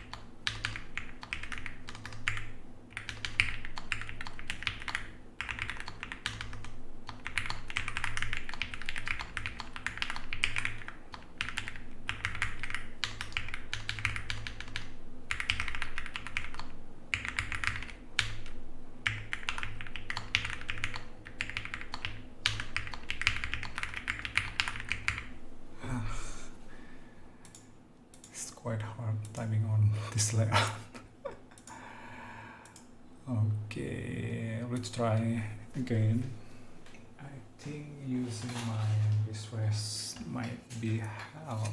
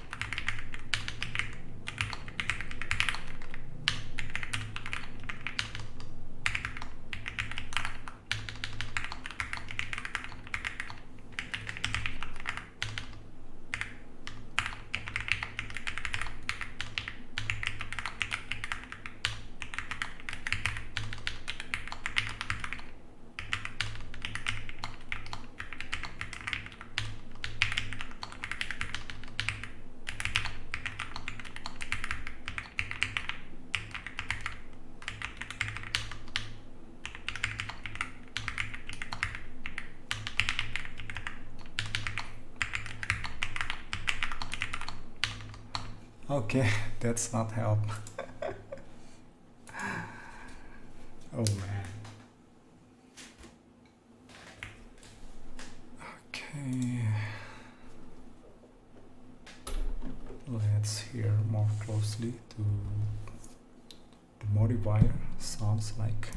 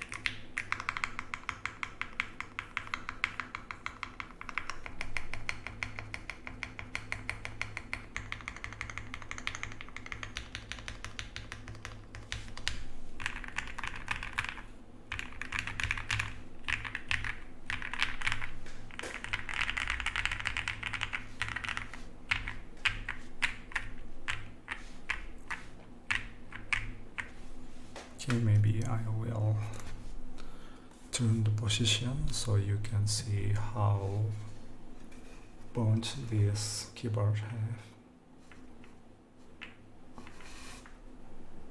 Wait.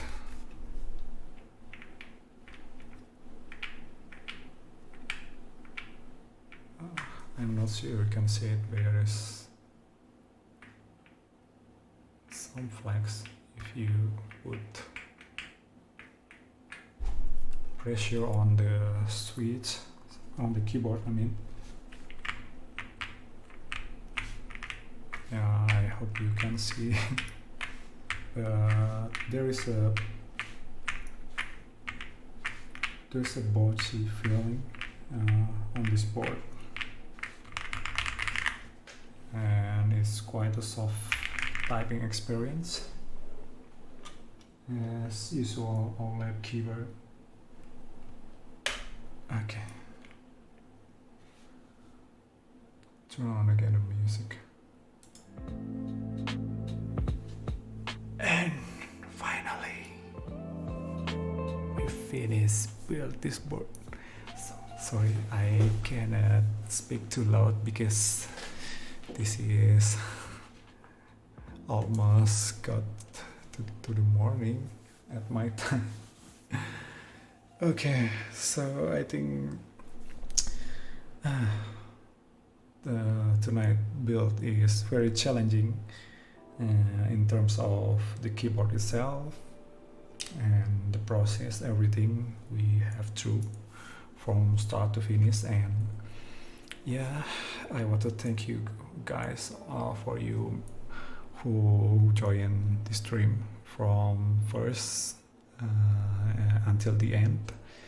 And thank you for, I was forgot who his name, Shanard, I don't know, Shanard, Total Keeps, and Yo Keeps also. Thank you for joining my stream, especially Shanard, who was maybe he was red on me, but I not realize it, or maybe I just realize it too late.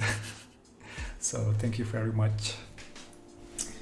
And yeah, sorry.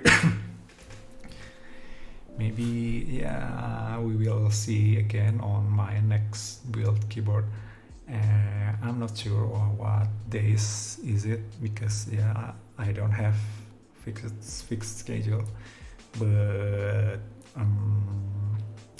I think maybe next week we have another streaming schedule, maybe on Friday or maybe on another day.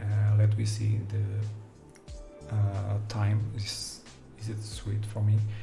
And yeah, I hope you following my Instagram to see the schedule and everything related to keyboard. And should we rate someone, because I never tried to rate someone's channels. Wait.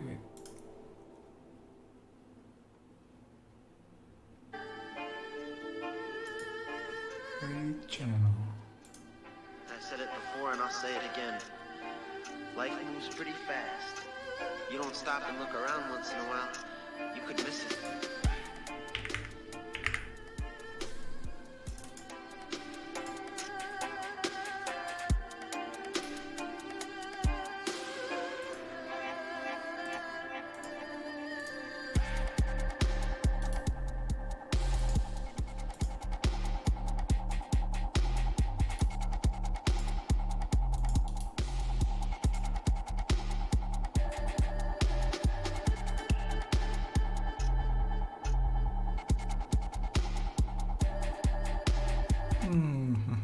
I cannot find someone is live building keyboard. Maybe it's too.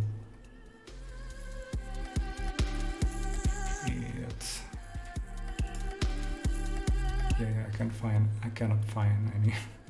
So maybe I cancel to rate someone's channels, or if you guys have any suggestions who's the person to rate.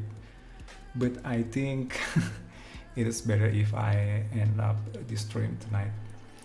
And again, I want to say thank you for all you guys who joined the stream, and I hope you enjoy and get good information from what I can give to you. And thank you very much.